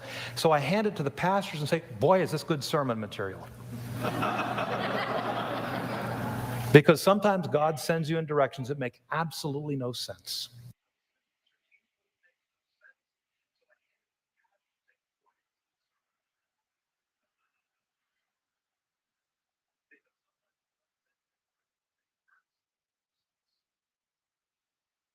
The era is 13th century BC Egypt. In the years preceding the death of Ramses II, in 1213 BC, an event which the biblical account ties directly to the date of the Exodus. Pharaoh's chariots and his host hath he cast into the sea. His chosen captains also are drowned in the Red Sea. From Pi Ramses in northeastern Egypt, the Hebrews will first migrate west, before turning south towards the southern borders of ancient Egypt. On their migration towards the south, they will pass by an unknown region, which they call Sukkoth. And the children of Israel journeyed from Ramesses to Succoth. The next station on the Exodus was Etham, a city that is said to have been located on the very edge of the desert, the southern desert of Egypt. Once the Hebrews reached this region, they did not continue straight south into the desert through northwestern Sudan, a region that was known as the land of the Philistines, and was named after an ancient Egyptian tribe that lived on southwestern Egypt and northwestern Sudan. We will cover the Philistines in future episodes. The reason for not taking this route, even though it supposedly was the closer route, is explained in the text. When Pharaoh let the people go, God did not lead them on the road through the land of the Philistines, although it was near, for God said, "Lest the people turn back when they see war and return to Egypt." The reason was that there was fear that some of the Hebrews would surrender after seeing war and return back to Egypt by turning north again. There's a fear if they go on this road of the land of the Philistines, something's lurking out there that'll scare the bejeebers out of them. They're going to make a U-turn and come back. They made a peculiar turn to where they had originally come from. And the Lord spake unto Moses, saying, Speak unto the children of Israel, that they turn and encamp before Pi-hahiroth. It's a very important word in Hebrew, shuv. This is the word the prophets use for repent. You're heading down a certain path, you're supposed to shuv, you're supposed to turn and come back the opposite direction. That's the word. Why would the Hebrews return north when they were being persecuted by the Egyptians, who were besieging them from the north. Why turn back north?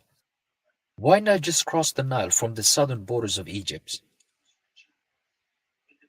The reason for the Hebrews' peculiar choice to go back north to the same place that they had originally escaped from was not religious or symbolic, as claimed by Hofmeyr, Because sometimes God sends you in directions that make absolutely no sense. but simply historical and geographical. It was to return to the only geographical point in all of Egypt that allowed the hundreds of thousands of escaped Hebrews to make a safe crossing over to the eastern side of the Nile, to the lowest point of the Nile Cataract in the city of Aswan, the driest point of the Nile, and therefore also the safest place for the Hebrews to cross the river.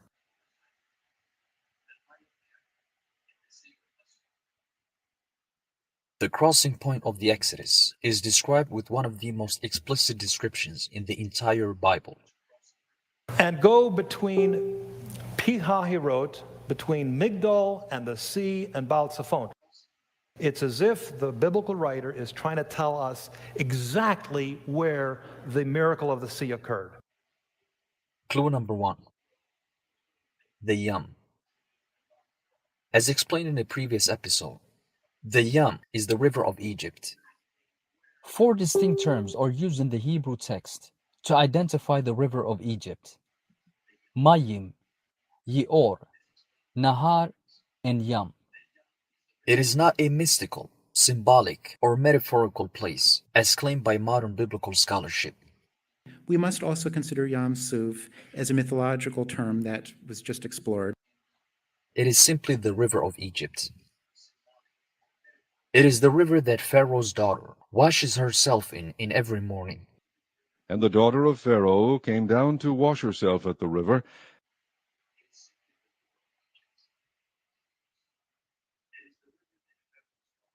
And the river that Pharaoh visits on his daily morning routine. Rise up early in the morning and stand before Pharaoh. Lo, he cometh forth to the water, and say unto him, Get thee unto Pharaoh in the morning. Lo, he goeth out unto the water. Maybe Pharaoh and his daughter from Tanis walked hundreds of miles every day to go wash themselves in the Red Sea. The Yam is the river that the Egyptians drank from. And all the Egyptians digged round about the river for water to drink. And the river that the Hebrews will drink from on their 40 years long wandering in the Saharan desert. Thus answering a vital question that was asked in a previous episode. Where are the 11 million gallons of drinking water that we today know would be necessary to sustain on a daily basis the millions of Hebrew migrants? It would not be too healthy for the Egyptians or the Hebrews to drink from the Red Sea.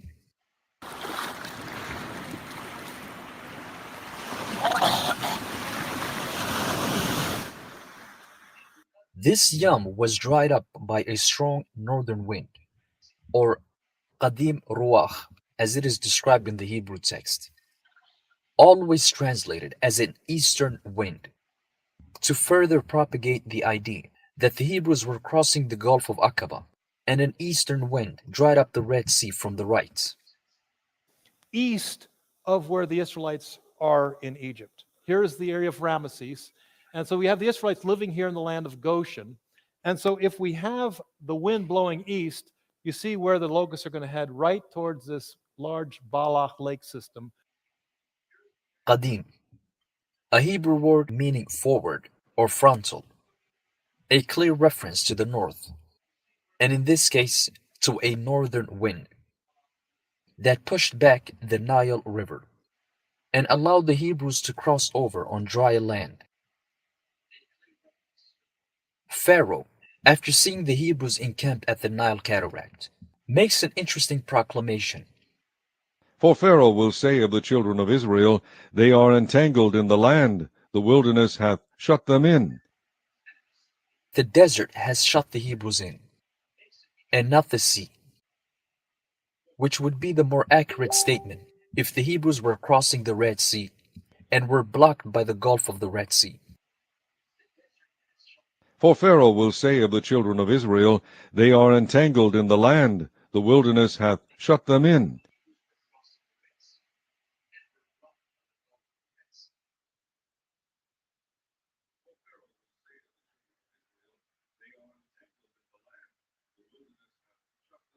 Clue number 2.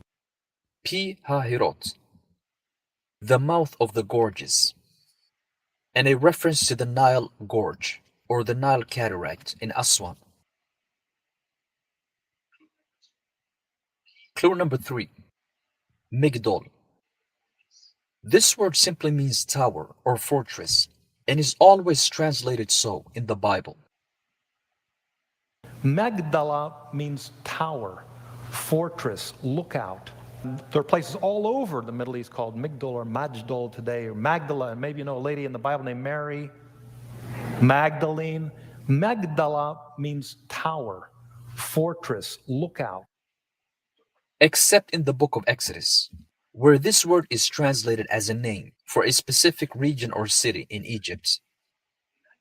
If we can find Migdol, we have found the location of the sea, because the sea they crossed, we're told, is beside Migdol. So we know that the border of Egypt, in this area, there was a site that goes way back called Migdol. Migdol here actually means the same thing that this word does in every other verse in the Bible. It is simply a noun, describing tower or fortress. But which tower? Which tower or fortress is the author of the book of Exodus describing here? The answer is given in the same verse. The Tower of Baal Zephon. Baal. Scholars previously believed that this was the name of various gods and deities worshipped by different cults in the Levant. But recent discoveries have shown that the name Baal was actually associated with one particular deity, the storm and fertility god Hadad. In Greek culture, Hadad was equated with Zeus, who plays a similar role in Greek mythology. In Roman culture, he was Jupiter. In Egyptian pantheon, Hadad was equated with the god Amun. But what is the connection between Amun and the crossing point of the Hebrews? The connection is both historical and symbolic. In 13th century BC Egypt, the greatest monument erected by Ramses II were the Abu Simbel monuments in southern Egypt, in the city of Aswan. The construction of the monuments took more than 2 decades and were dedicated primarily in honor to the goddess Amun. In 13th century Egypt, the Abu Simbel monuments of southern Egypt would be equivalent to today's Freedom Towers in New York or the Burj Al Arab in Dubai, as the most significant monument erected in the region, and would be an excellent reference point to give the Hebrews on where to camp after reaching the Aswan Cataract. Right in front of the Tower of the Sea, the Tower of Aswan.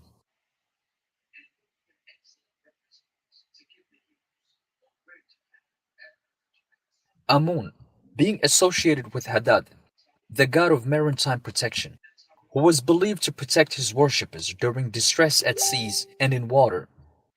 What better place to drown Pharaoh and his army, to demonstrate the strength of the God of Israel? Baal, who is a storm god. He's depicted in mythological literature as defeating both the chaotic sea god, the sea god Yam.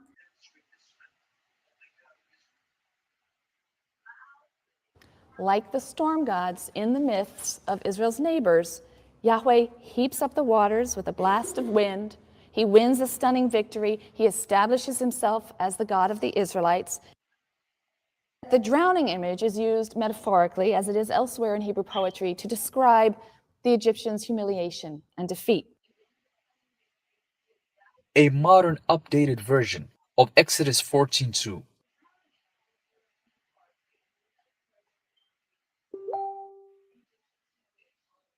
The book of Numbers provides us further details on what happened after crossing the Nile.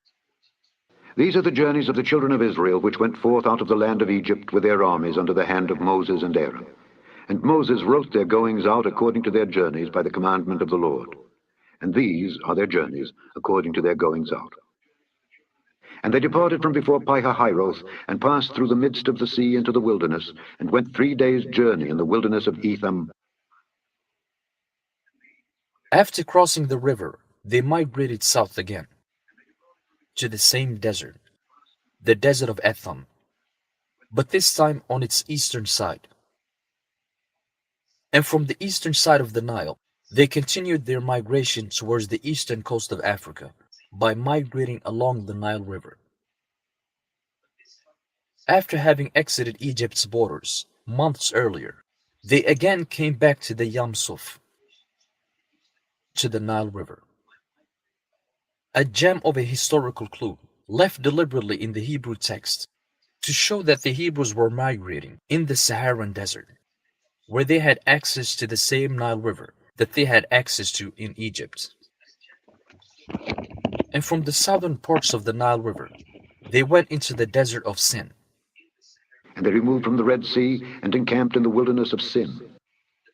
And from the desert of Sin, they finally reached Mount Sinai. And they departed from Rephidim and pitched in the wilderness of Sinai, which will be the point of our focus on the next episode.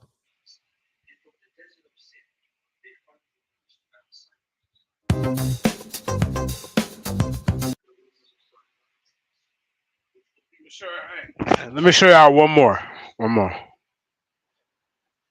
Here we go.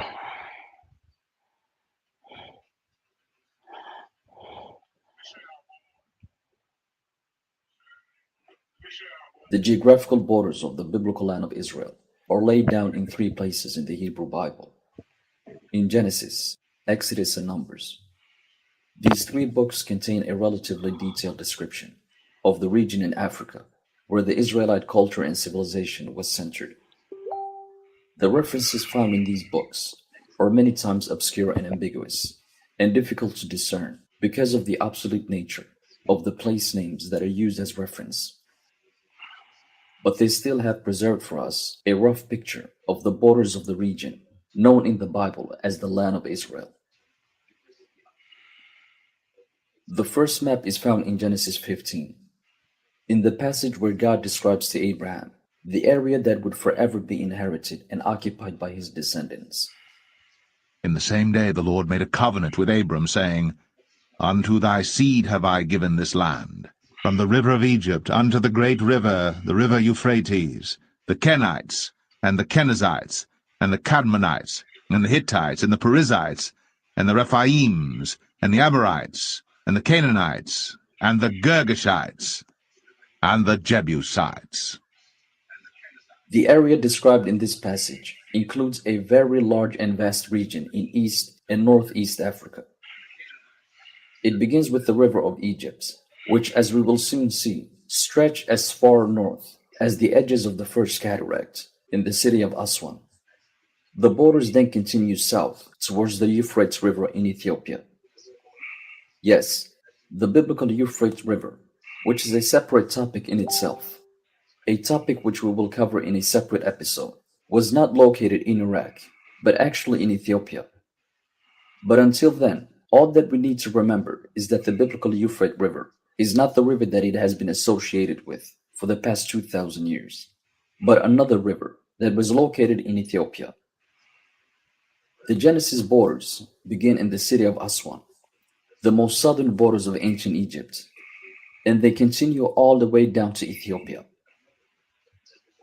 These borders are further elaborated by the next map.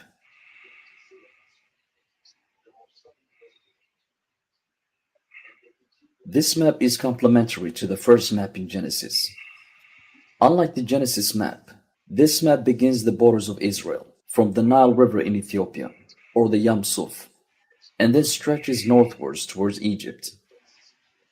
This is opposite to the map in Genesis 15, which began in Egypt and stretched down towards Ethiopia. The reason for this is that at this particular instance in the Exodus saga, the Hebrews have already left Egypt and are standing at Mount Sinai, and this map reflects this historical reality. It begins the borders from where the Hebrews were standing at the time, next to Yam Suf in Ethiopia, and then stretches northwards in the opposite direction towards Egypt. From the Yam Suf in Ethiopia to the Sea of the Philistines would translate in modern language to from the southern parts of the Nile, most likely the Atbara Tekese joining point, and then upwards towards the river of the Philistines. The question then is, what is the Sea of Philistines? The Bible describes the Philistines as the descendants of Mizraim, the ancestor of the Egyptians. And Mizraim begat Ludim, and Anamim, and Lehabim, and Naphtuhim, and Pathrozim, and Casluhim, out of whom came Philistim, and Caphtorim. They are also described as being either the ancestors or the inhabitants of a region or a people that's known in the Bible as Caphtor. Are ye not as children of the Ethiopians unto me, O children of Israel, saith the Lord? Have not I brought up Israel out of the land of Egypt, and the Philistines from Caphtor, and the Syrians from Ker, because of the day that cometh to spoil all the Philistines, and to cut off from Tyrus and Zidon every helper that remaineth? For the Lord will spoil the Philistines, the remnant of the country of Caphtor. The Bible doesn't explicitly state where the Caphtorites lived, but it is very explicit in its association of the Philistines with the people or region of Caphtor. Archaeology hasn't been able to establish any specific region for the biblical Caphtorites, and there are still questions about where this nation lived. The most specific archaeological identification of the biblical Caphtorites comes from an inscription that contains the letters K, P, T, E, and R. This inscription has been found in the temple of Kom Ombo in the city of Aswan, the most southern parts of ancient Egypt.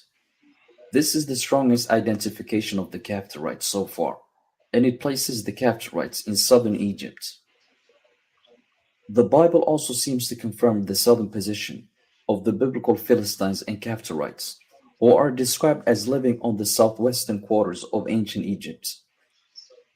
Even though the Philistines are described as being very closely related to the Egyptians, they are also identified as a separate nation from the Egyptians, who had a separate culture outside the borders of ancient Egypt. They are described as having existed and having been powerful even in the days of Abraham, roughly 1400 or 1500 BC, and to have continued as a powerful political and military opponent of both Israel and neighboring nations, all the way until the time of King David, roughly 9th century BC. The biblical Philistines were the Kerma culture south of Egypt. We will discuss this nation in details in a following episode. The Philistines were situated southwest of Egypt, precisely in front of Edom and Moab, which previous episodes showed that they lived in the southeastern Nile coast of Sudan. But they shall fly upon the shoulders of the Philistines toward the west. They shall spoil them of the east together. They shall lay their hand upon Edom and Moab, and the children of Ammon shall obey them. 2 Chronicles describes the Philistines as being neighbors of Cush, ancient Nubia. Moreover, the Lord stirred up against Jehoram the spirit of the Philistines and of the Arabians that were near the Ethiopians. 2 Chronicles is sufficient to completely discredit the claim of the biblical Philistines having lived in modern-day Palestine. We will discuss facts. That's a fact. Let's hear it again. The biblical Philistines having lived in modern-day Spirit of the Philistines and of the Arabians that were near the Ethiopians. 2 Chronicles is sufficient to completely discredit the claim of the biblical Philistines having lived in modern-day Palestine. We will discuss this topic more in depth in a following episode. The Philistines' southwestern location explains why the book of Exodus tells us that the Hebrews were not allowed to go through the Egyptian desert and straight south through the Saharan desert on the exodus out of Egypt. but instead had to cross the Nile eastwards and then go south. And it came to pass, when Pharaoh had let the people go, that God led them not through the way of the land of the Philistines, although that was near, for God said, Lest peradventure the people repent when they see war, and they return to Egypt. Straight south along the Nile and through the Saharan desert would be crossing into the borders of the Philistines, who seem to have had their capital on the western side of the Nile at the time of the Exodus. The river that was recognized by the Hebrews as the Sea of Philistines was the second cataract of the Nile. This is confirmed in 1 Kings, which separates the river of Egypt, i.e. the first cataract of the Nile, from the river of the Philistines, the second cataract. And Solomon reigned over all kingdoms from the river unto the land of the Philistines, and unto the border of Egypt. They brought presents, and served Solomon all the days of his life. An interesting yet obscure confirmation can also be found in 2 Kings, which describes the Philistines as living as far north as Migdol, the fortress city. He smote the Philistines even unto Gaza, and the borders thereof, from the tower of the watchman to the fenced city. Migdol, as explained in the video, the real Exodus route to Ethiopia, refers to the Abu Simbel towers of the first cataract in the city of Aswan, or as they are called in this verse, the Tower of the Watchman, meaning the watchmen on the Abu Simbel towers of southern Egypt, the towers that were erected by Ramses to demonstrate to Nubia the power of Egypt, and this guard and protect the country from a potential Nubian invasion. Another interesting detail is that the word Kaftor actually means crown. Could this be a reference to the city of Aswan, which was located the furthest north of Egypt? Could the crown of Egypt, meaning the furthest north on the reverted ancient Egyptian map, be biblical Kaftor? Yeah, I was getting ready to say when they say north, they mean south, because they had an upside down map, because that's how the Nile flowed. Geographical crown on ancient Egyptian territory. The Reed Sea to the Sea of the Philistines would mean from the Nile coasts of Sudan and Ethiopia to the second cataract in Sudan, and from the Saharan desert in the north all the way to the great river, the Euphrates. The most detailed map on the land of Israel is found in the book of Numbers. Although this is the most detailed map in the Bible, it is also the most difficult map to discern because of the obsolete references that are used in this map. Unlike the two previous maps, which made a linear trace of ancient Israelite territory, the map in the book of Numbers divides the land of Israel into 4 regions: north, south, west, and east. The map begins with the Negev borders, the desert borders north of the Holy Land. It first draws the line westward towards the Nile River, towards the land of Edom. This is the furthest west on the Negev borders. It then goes the opposite direction towards the Salt Sea in the Danakil Desert, and this is the eastern edges of the Negev borders. After demarcating the western and eastern edges of the southern borders of the Negev, the map then turns northwards towards Egypt.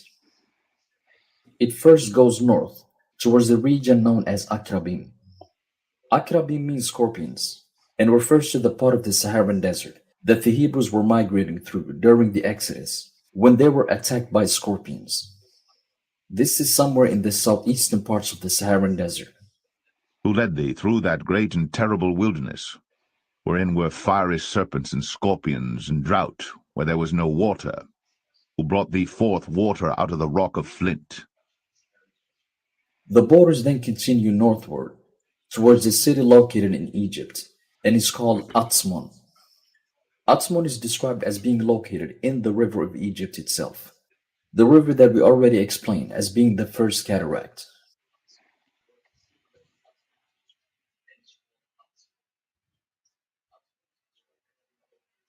Atzmon, a clear Hebrew corruption of the name Aswan, refers to the southern edges of ancient Egypt. This was the furthest north on the biblical map.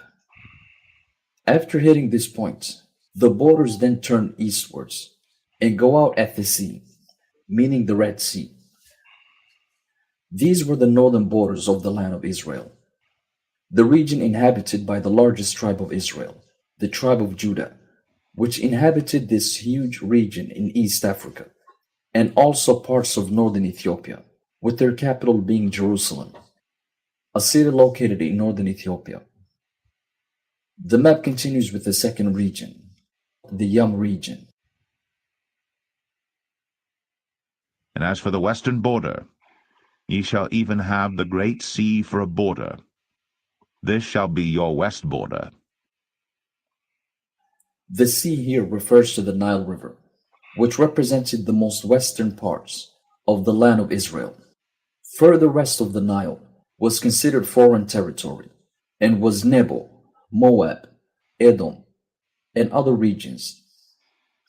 This explains how Moses could stand in Nebo and view the land of Canaan without entering it. Nebo, modern-day Nuba Mountains, are located further west of the Nile River. So Moses could stand here without violating the ban on entering Canaan, which started with the Nile River and stretched eastward towards the Red Sea. And further south of the Nile River was counted by the Hebrews as not being the Yam Suf, but another river, which is also mentioned in the Bible, and which we will cover in a future episode. The map continues with the third part, the southern part of the land of Israel. The word Zephon has an obscure meaning and has been interpreted to mean dark or unknown. In the Bible, this word is used to indicate a southern position on the biblical map. And in this verse, it describes the southern parts of the land of Israel. The Zephon borders begin with the Euphrates River in central Ethiopia and continue towards Mount Hor, which was located on the borders of Edom, meaning westward towards the Nile. And the Lord spake unto Moses and Aaron in Mount Or, by the coast of the land of Edom. The borders then continue further towards obscure and obsolete references, which seem to have been located somewhere in the southern quarters of west central Ethiopia. This marked the southern parts of the Holy Land. And the final part of the map, the eastern borders. Qadim, meaning forward or frontal. Although this word implies a northern position, the text clearly describes the eastern borders of the land. This agrees with the traditional interpretation of the word Qadam in the following verses to mean east. The borders continue east. They first pass by two obsolete cities before going out at a sea that is referred to in the text as the Sea of Kinneret, described in Joshua 13 as being located east. And in the valley Beth-Aram and Beth-Nimrah, and Succoth and Zaphon, the rest of the kingdom of Sihon, king of Heshbon, Jordan and his border, even unto the edge of the sea of Chinnereth, on the other side Jordan eastward. The word Kinneret means harp, and is meant to denote the shape of the Egyptian harp that the Hebrews were familiar with. This harp resembles the shape of the African horn, which has the same bend as an Egyptian harp. Sea of Kinneret is the Red Sea in the Horn of Africa. The borders go from central Ethiopia and straight east towards the Red Sea, going through modern-day Djibouti. This is what the text is trying to explain when it says that the borders touch the shoulders of the Red Sea.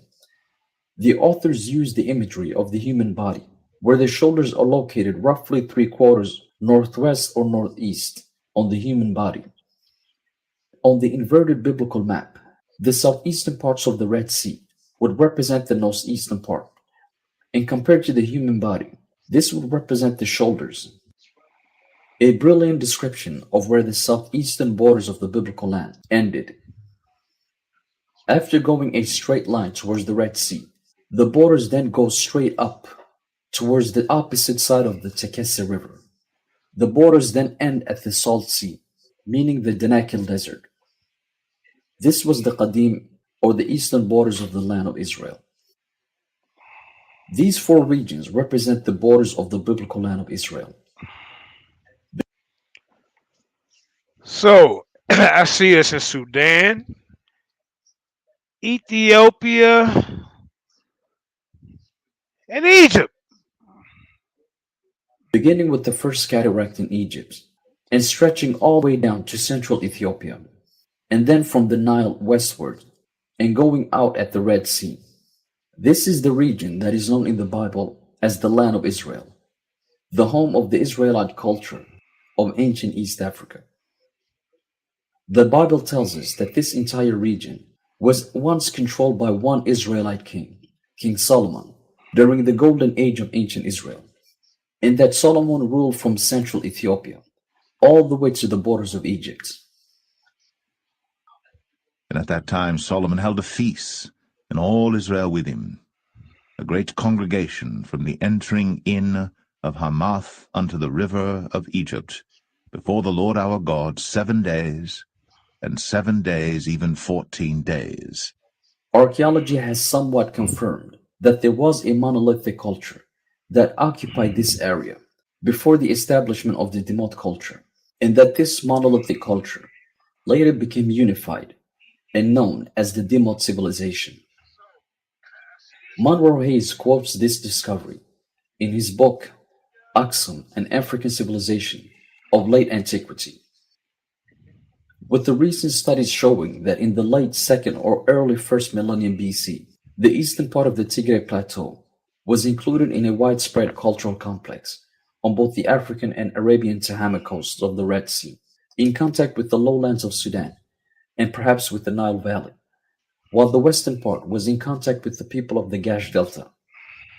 These two regions of the plateau later became unified culturally and politically under the Demot monarchy, meaning the biblical Israelite monarchy.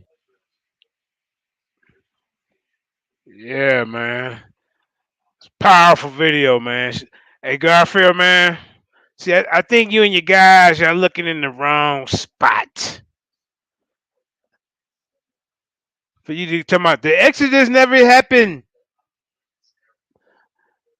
You know what I'm saying? Hey, who all on the panel, Kareem? Anybody on the panel? 1,000 miles Hold from up, Jerusalem. man. Hold up. Hold up, y'all. I can't see. Let me stop sharing for a minute. All right. Screen. Oh, just me. Okay. Well, I'm gonna rock out. I'm gonna play one more then. One more. This is a free educational lesson for Garfield and his guys, man. They can describe it better than me. So I just let the video rock out. You know what I'm saying? Let me get one more up here, Kareem. Hold up.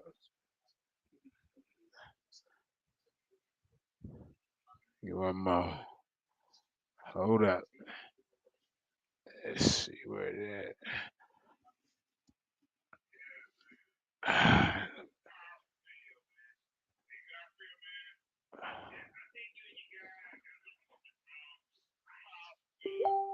Where is that? Here you go. Yeah, let's get to this channel. He got one. He got a couple of good videos. You can go check him out. Different perspective, different evidence. You know, riddle of the Exodus. Let me see. What's that one? That ain't the one I want to see. The Sahara, the real. Let's see. Okay, biblical Israel. We seen that one. All right, yeah, let's check this out. Joshua's conquest in Canaan and in Ethiopia.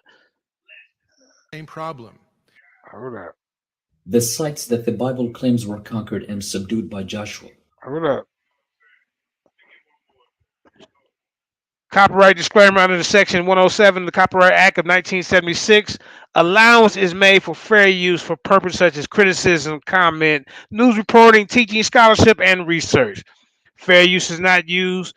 It is a use permitted copyright statute that might otherwise be infringing, nor profit, educational, or personal use tips the balance in favor of fair use. All right. how the Hebrews conquered Ethiopia. See, they The don't book of teach you Joshua this. tells the story. See, they don't teach you this in school. You see what I'm saying? See, you can learn this at the Lions Den Academy of Education and Information. It's for free. Let's go. Of the Israelite conquest of Ethiopia in the 11th century. Following the death of Moses, a young leader named Joshua took the role of leader of the Israelites. From the Nile coast of southeastern Sudan, he led the Hebrews across the Tekesse River, biblical Jordan River, and into Ethiopia. After conquering the country, Tekesse River, the biblical Jordan River. See, he said it so fast it might have went over some of y'all head. Let me rewind it one more time. Here we go. The Hebrews across the Tekesse River, biblical Jordan River, and into Ethiopia. After conquering the country, he expelled the indigenous Canaanite population and spread the Hebrews throughout Ethiopia. Joshua's conquest of central and northern Ethiopia, 1000 BC, marked the beginning of the Israelite civilization in Africa. Decades of archaeological studies in Palestine, Israel, has revealed the following about the history of Palestine in the time that the Bible associates with Joshua and the conquest of Canaan. There never was any military conquest of modern-day Palestine, Israel, at the hands of any foreign nation in the 11th century. Neither the Israelites nor any foreign nation conquered Palestine by force in this time, never subdued or drove out the local population, and the claimed destruction of the cities that were captured by Joshua never happened. Excavations took place already at the beginning of the 20th century, and what was found? Well, according to the biblical chronology, around 1300, 1250 BC, there should be a massive destruction because according to the biblical text and the biblical chronology, Joshua destroyed it. And they smote all the souls that were therein with the edge of the sword, utterly destroying them. There was not any left to breathe, and he burnt Hazor with fire. And all the cities of those kings and all the kings of them did Joshua take, and smote them with the edge of the sword, and he utterly destroyed them, as Moses the servant of the Lord commanded. Guess what? No destruction. There is no destruction. So already back in the 20s, Garstang said, there's a problem here. And Kathleen Kenyon went back to dig it, and she found the same problem. The sites that the Bible claims were conquered and subdued by Joshua were not even inhabited in the late Bronze Age. There is a destruction from about 1540 BC. But after that, the town was, for the most part, abandoned. There was some collapse of the cultures in this region, but that collapse was gradual and was not because of the Israelites, but because the entire region east of the Mediterranean collapsed during this period, causing a cultural change in the regions around Palestine as well. We find that there is a fairly low settlement intensity in the earlier periods. In the Middle Bronze Age, it goes way up, and then it drops way down in the Late Bronze Age. There's almost nothing. And then in the Early Iron Age, the period that we're talking about mostly, it goes way up, once again, back to the levels of the Middle Bronze Age. So there's this tremendous spurt of settlement circa 1200, 1150 BCE. And one of the things that we scholars have tried to answer is, what is the explanation for this spurt of settlement? This wave of new settlement in the hill country actually represents nomads who always had lived there. And once it was critical for them to establish sedentary settlements because of the collapse of empires all around, then they started building buildings, adopting an old kind of pot, the collared rim jar that they copied from Middle Bronze Age ruins. And they started making pits and terraces. And these are sedentarizing nomads. The city of David, the most excavated piece of land on earth, did not look like the Bible describes it. There was never any big metropolitan city inhabited by a large group of people. There was actually no material reason to even inhabit the so-called city of David, measured even by the standards of that time. Because now we can point to the Temple Mount. So it was not a big city. It was not a fabulous golden age. Garfield loved Israel Finkelstein. Love him. but there was See, the problem is they're looking in the wrong place, everybody. something there. It looks like this, rolling hills, a chaparral vegetation. It's very dense, very hard to clear. This is a frontier. In antiquity, this is not a great place to live. You come here when you're desperate and you have nowhere else to go. It is a God-forsaken place, mind you, located on the southern fringe, you know, a few hundred meters away from the desert fringe. Supply of water is not that great. Possibilities of agriculture are not that great. There is no oil around, and not even today, and no big port or something like that. No important highway crossing the Levant and passing in Jerusalem. So why is it there? You know, what's going on? The city is known to have experienced a sudden increase in population, sometimes during its history. But that population boom was not because of some sudden military conquest, but most likely because of immigrants fleeing the Assyrians to the east. All of a sudden, Jerusalem grows in a quite amazing way, from about 9 hectares to 60 hectares and more, very densely inhabited. So the population grows from, what can I say, maybe 2,000 to 1,200 or something like that in a very short period of time. And this is the biggest town, the biggest city at that time in the Levant. So one needs to explain what's going on here. How did it happen exactly? Who are these people? Where did they come from? And why Jerusalem became so important? There's good reason to suggest that there was a movement of people from the territory of the northern kingdom, which had been taken over by the Assyrians in 720, 722, 720 BC. So people moved to Judah. Why? We don't exactly understand, whether there was some sort of a connection.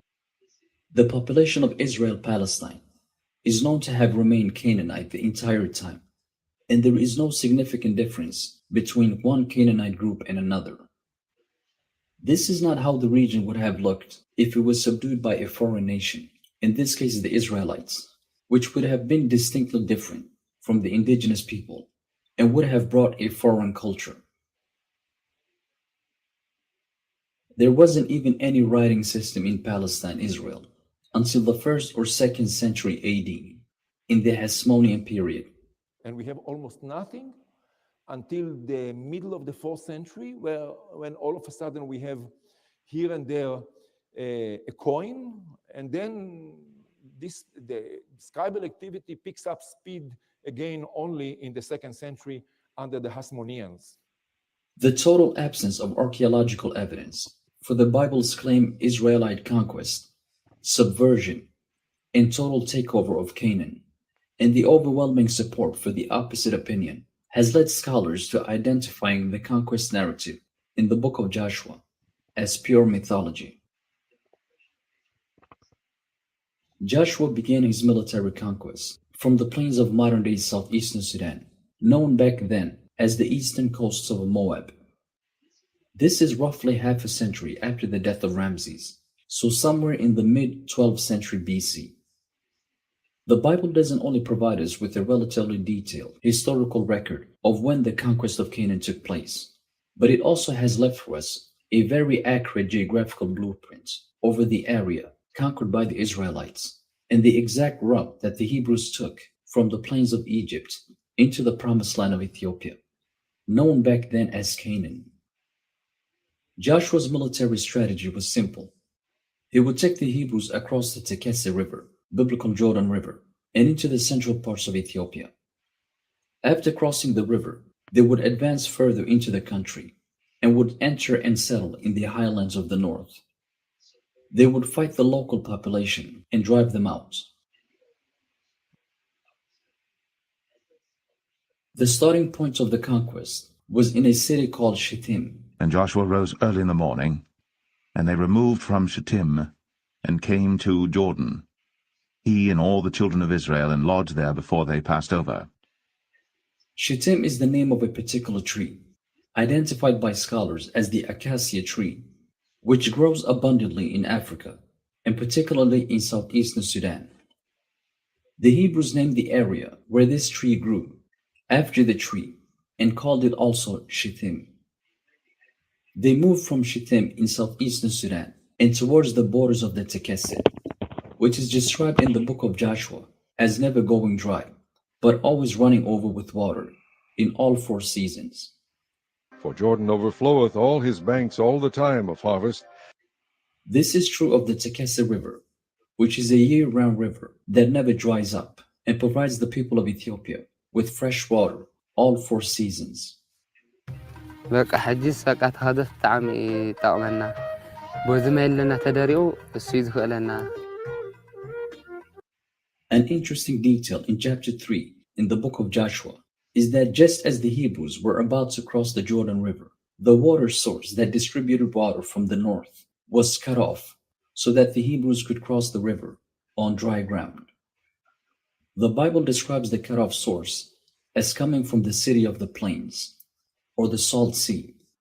And as they that bear the ark were come unto Jordan, and the feet of the priests that bear the ark were dipped in the brim of the water, for Jordan overfloweth all his banks all the time of harvest, that the waters which came down from above stood and rose up upon an heap very far from the city Adam, that is beside Zaratan. And those that came down toward the sea of the plain, even the salt sea, failed, and were cut off. And the people passed over right against Jericho. As explained in a previous episode, the biblical Salt Sea, or Sea of the Plains, was the salty Danakil Desert of Ethiopia, which were once the home of Sodom and Gomorrah, 2 ancient cities located in the Danakil Desert. This is an indication that the Hebrews crossed the Tekesse at the city of Shuak, at the Tekesse-Adbara joining points. The waters that originated from the east and which crossed the borders of the Salt Sea in the Danakil Desert were cut off so that the Hebrews could pass on dry grounds. After crossing the Tekesse, they continued to the central parts of Ethiopia and settled throughout the entire country. They later moved further north to the eastern borders of Sudan, reaching as far north as even the 2nd or 3rd cataract of the Nile. The Israelite conquest of Ethiopia in the 11th century BC marked the beginning of the Israelite civilization in Africa. On our next episode, we will discover the material and archaeological evidence of this civilization. Y'all gonna learn today. Kareem, anybody else on here? If not, I'm gonna play one more little 20-minute video. Go ahead. Yeah. Let me see what we got going here. Real Exodus route. Where you see Sahara, the real. Let's see what he got. See what he got right here. Live streaming can be tricky, and sometimes trying to find the right.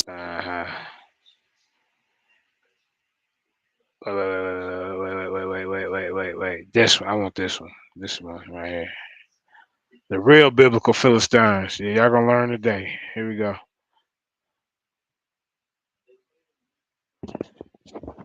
One of the most frequently mentioned nations in the Bible are the Philistines. As ancient Israel's staunchest enemy, the Philistines are portrayed very negatively in the Bible and are depicted as violent barbarians. And the Bible's constant negative portrayal of this nation has caused modern scholars to dismiss the biblical accounts dealing with this nation as Israelite propaganda. The books that deal with Philistine history, namely the books of Samuel and the books of Kings, are also viewed very critically because of the late date of their composition and their uncertain origin.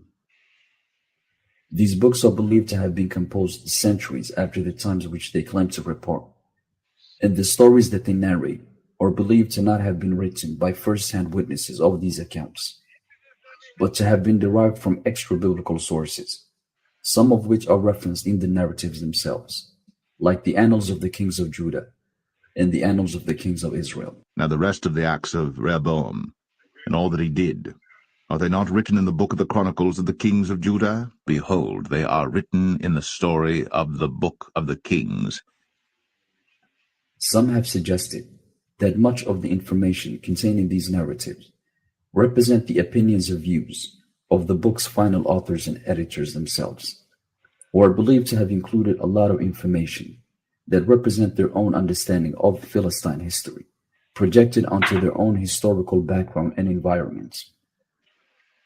Nevertheless, the biblical accounts about the Philistines contain many valuable insights into ancient history, insights which in future archaeological studies will prove to be very important. Keeping up with the traditional opinion that the region east of the Mediterranean represent biblical Canaan, biblical historians have searched for the legendary Philistines in the cultures of 12th century Palestine, the region and historical period which scholars best believe correlate with those of the Philistines. Quite a long time, based on reading the biblical text, based on the reading of Egyptian sources, which we'll talk about a little later on, and the archaeological evidence, there's been a rather monolithic understanding of what went on with the Philistines, that they came as a unified group from somewhere. We'll talk about the somewhere in a moment. And they landed in Canaan, in the land of Israel, took over an area, and lived there for 600 years, and at some stage assimilated and disappeared. And that's more or less the story that has been told for many years in both the research and in the popular discussions of the Philistines. This presumptuous reading of biblical history has created many contradictions between the archaeological He up there lying, y'all. data retrieved in Palestinian archaeology and the Bible's account of Philistine history, culture, and religion, as these two many times completely contradict each other on the most fundamental details about the Philistines. The first mention of the Philistines outside of the Bible has been linked to the records of the ancient Egyptians, to the writings of Ramses III, who in the Medinet Habu temple of Luxor wrote about a group of people whom he referred to as the Peleset or Pereset, and included in a list of people whom he conquered and subdued in the 3rd year of his reign. One of the first and foremost pieces of evidence that we have, which is an Oriental Institute excavation, is the excavations of the mortuary temple of Ramses III, the king of Egypt, who ruled in Egypt in the beginning of the 12th century BCE. And in this mortuary temple, on the walls, there's various depictions of things that either actually happened or Ramses III wanted us to believe happened. And among other things, there's a depiction of a land and a sea battle. That's the land battle and that's the sea battle between the Egyptians and groups which are commonly called the Sea Peoples. And among the Sea Peoples, there's one of the groups are the Philistines. Ramses' account of the Peleset or Pereset has been interpreted by biblical maximalists as proof of a seafaring people by the name of Philistine, who lived on the coasts of Palestine in the 12th century. Critics of this view, however, have objected to this interpretation of the Egyptian inscriptions and have pointed out that Ramses' records represent no more than the typical exaggerated propaganda claims about a local Egyptian mercenary group which revolted during Ramses' reign and was eventually subdued. The leading figure in biblical archaeology, Israel Finkelstein, pointed out that there was nothing in the Medinet Habu temple that indicates that these Peleset or Pereset were located anywhere outside of Egypt's borders. Rainer Stedelman presented a list of convincing arguments that both the land and the naval battle depicted in the Medinet Habu temple were actually set in the eastern delta and not outside of Egypt. This makes Ramses' Peleset or Pereset a local group which lived in the vicinity of Egypt and not a foreign people inhabiting the seacoast of Palestine. Outside of Egypt, the Philistines have been linked to another group, which is mentioned in the records of the Assyrians and the Babylonians in the 8th century and afterwards. The Assyrian and Babylonian description of the Philistines will be discussed in more details in a following episode. But ever since the 1960s, the primary source on Philistine history has been archaeology. The Bible identifies the Philistines with 5 major cities, all located along the coast of the biblical Yam Suf. These are Gaza, Gath, Ashdod, Ashkelon, and Ekron. 5 lords of the Philistines, the Gazathites, and the Astathites, the Ashkelonites, the Gittites, and the Ekronites, also the Avites.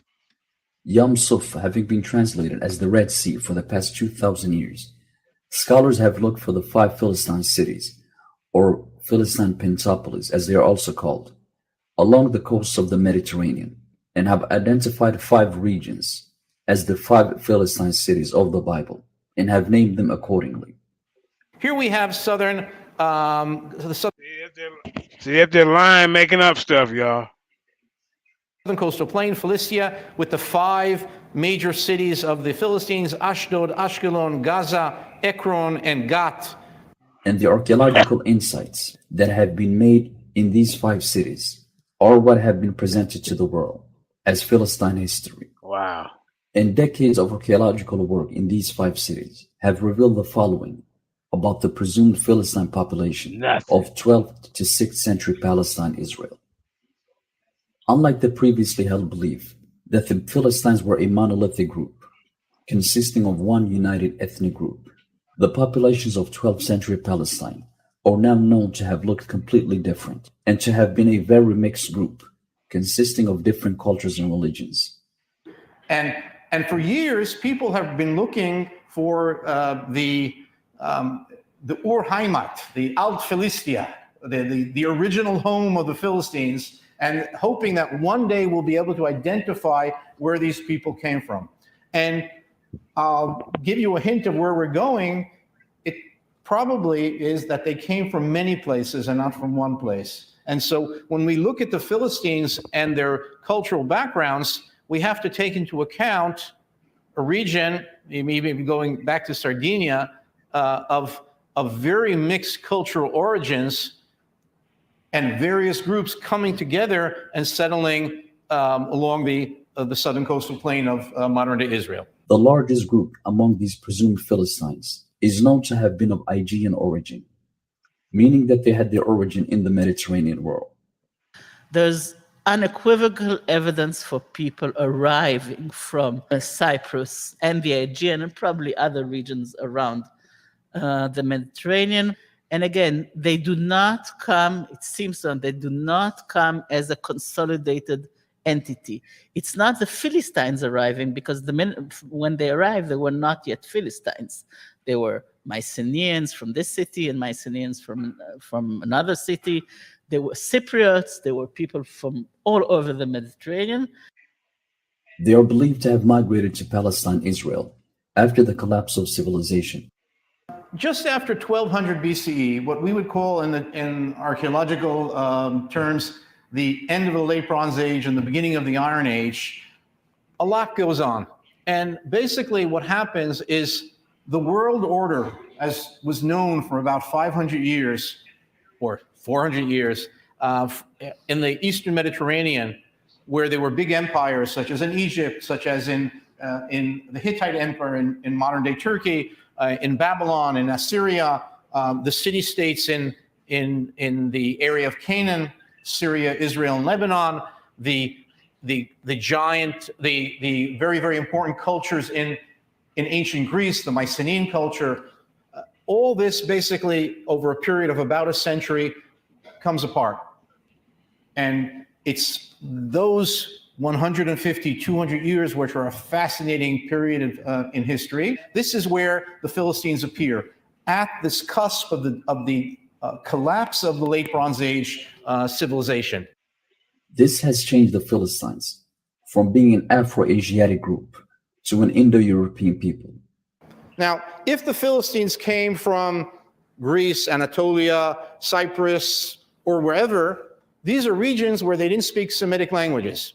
Not Hebrew, Canaanite, Phoenician, nothing, different languages. And if we, for example, go to ancient Anatolia, they had Hittite, Luwian, other languages. And if you go to ancient Greece, you had Mycenaean Greece. These are Indo-European languages mostly. So if we're talking about groups of people who came from that region, perhaps they spoke these non-Semitic languages. And Kaftor, the biblically designated land of origin of the Philistines, has now You finna bust his head. been identified by some scholars as the city of Crete. Some have even suggested that the Philistines may have been descendants of the Pelasgians, an ancient people believed to have been the ancestors of the ancient Greeks. This also changes the genesis of Philistine history from the one proposed in the Bible, which begins before the 16th century, before the time of Abraham, to a new date which starts only in the 12th century, when these believed Philistines are known to have settled in modern Canaan. From a little after 1200 BCE down to 604 BCE, when it was totally destroyed by the armies of King Nebuchadnezzar. So for a 600-year period, about 3 times as long as we have existed, the Philistines occupied this site in Ashkelon. The end of Philistine history has also been changed from occurring after the 6th century, as they are described in the book of Zechariah, as an active group whose destruction was prophesied to occur only in the future, to a new date occurring in the 6th century, when the believed Philistines of modern-day Israel are known to have been conquered and taken into slavery by the Babylonians. Now, the destruction came in 604. Last days of Ashkelon were quite well documented, especially in the annals of King Nebuchadnezzar, who says that he turned Ashkelon into a tell forever. In 604 BCE, this would be in our calendar. Unlike the biblical text, which repeatedly separates the Philistines from the Israelites, and is very clear about these two nations inhabiting two separate lands and areas throughout their history, except for a very brief period during the reign of Solomon, the archaeological evidence also here paints an opposite picture, and the believed Philistines are known to have lived among the so-called Canaanites of Palestine and to have mingled culture. Even the short period during which the Philistines lived within Israelite territory is now questioned, and the claim of Israelite dominance over the Philistine cities during Solomon's reign is now also believed to be a myth, as the evidence here also indicates the total opposite, that it was actually the Philistines who dominated the so-called Israelite territories in the time of Solomon. Based on the biblical text, according to the biblical text, from about the 10th century, the time of the so-called United Kingdom, the time of David and Solomon, the Israelite kingdom and subsequently the Judite kingdom are stronger than the Philistines. And according to the biblical text, David captures Philistia and takes over Philistia. But as we'll see, that's far from the case when we start looking at the evidence. The Bible's portrayal of the Philistines as a force to be reckoned with, and which had a great military prowess, is also now questioned heavily, as the evidence hints at a total opposite reality. The claimed fierce Philistines of the Bible are now believed to have been a weak population whose destiny was determined entirely by the dominating powers of their time, whether those powers be the Egyptians, Assyrians, or otherwise. And the larger-than-life Philistine military, with its elite fighters like Goliath, is not supported by any material evidence. These are only some of the fundamental contradictions between the Bible's account of Philistine history and the reality that is painted by the material evidence. But fortunately for Levantine archaeology, there is some evidence that proves biblical history. Evidence such as the names of places and individuals that somewhat resemble those found in the Bible, depending of course on how these names are read, and some other circumstantial evidence. The Philistines are introduced in the Bible as the descendants of Mizraim. Mizraim is the biblical name of Egypt. And Mizraim begat Ludim, and Anamim, and Lehabim, and Naphtuhim, and Pathrozim, and Casluhim, out of whom came Philistim, and Caphtorim. This makes them close relatives of the ancient Egyptians. Their historical timeline is described as stretching from before the 16th century to after the time of Zechariah in the 6th century, so a little over 1,000 years. Their original homeland is identified as Caphtor, a region which, as discussed in a previous episode, was located around modern-day Aswan in southern Egypt. Are ye not as children of the Ethiopians unto me, O children of Israel, saith the Lord? Have not I brought up Israel out of the land of Egypt, and the Philistines from Caphtor, and the Syrians from Kir, because of the day that cometh to spoil all the Philistines, and to cut off from Tyrus and Zidon every helper that remaineth? For the Lord will spoil the Philistines, the remnant of the country of Caphtor. Although the Bible repeatedly identifies Caphtor as the old land of the Philistines, it is also very clear about pointing out that the Philistines had left Caphtor centuries prior to the encounter with the Israelites, and that they did not inhabit this region throughout the biblical saga. Caphtor is simply their land of origin, and not their geographical location during biblical times. The most revealing detail about the Philistines, besides their ethnic reality, is their geographical location. The Philistines are repeatedly described as inhabiting the coast of the biblical Yam Suf. The Yam Suf, as we've discussed in previous episodes, is the Nile River and not the Red Sea. This places the Philistines along the Nile River. The biblical text identifies Philistine territory as stretching from Egypt and all the way to northern Canaan. In modern terms, this would correlate with the area between Ethiopia and Egypt. The book of Joshua describes the Philistines as inhabiting in the 11th-10th century BC between an area south of Egypt called Shechor and all the way to Ekron, a city located in northern Canaan. This is the land that yet remaineth.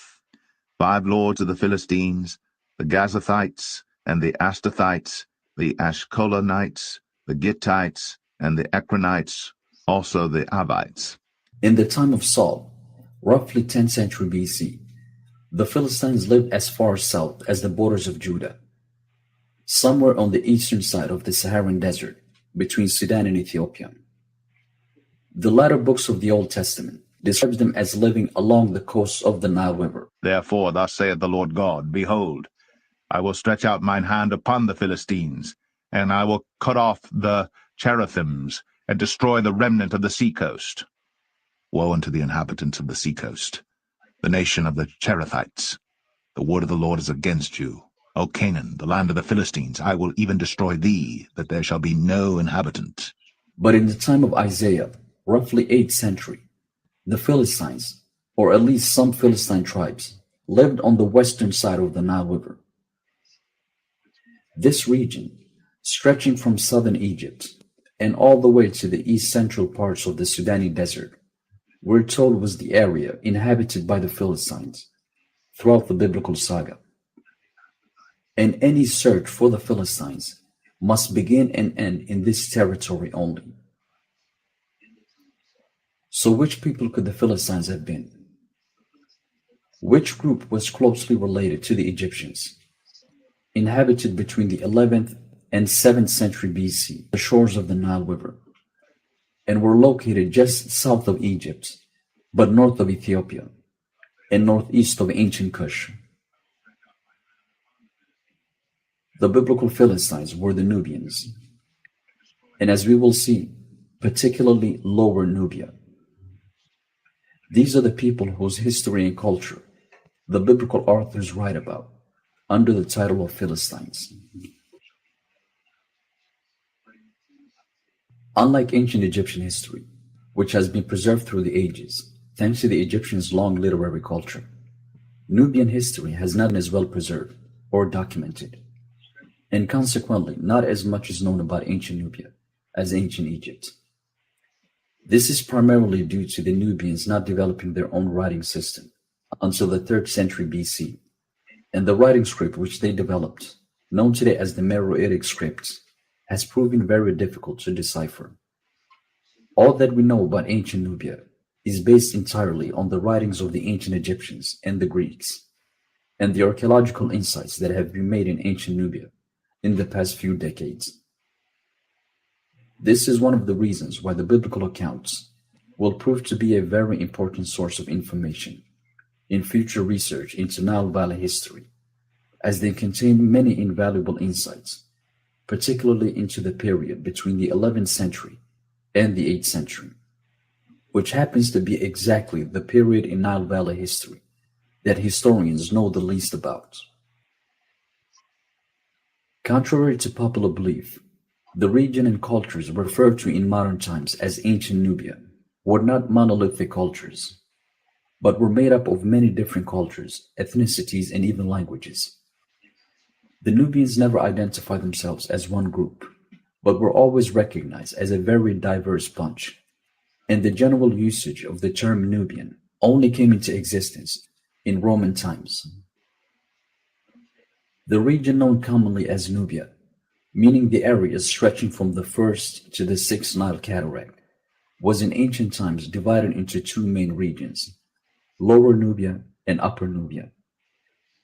Lower Nubia was the region between the first and second cataract, while the region between the second and the sixth cataract was known both to the Egyptians and, as we will see, also the Hebrews, as Cush.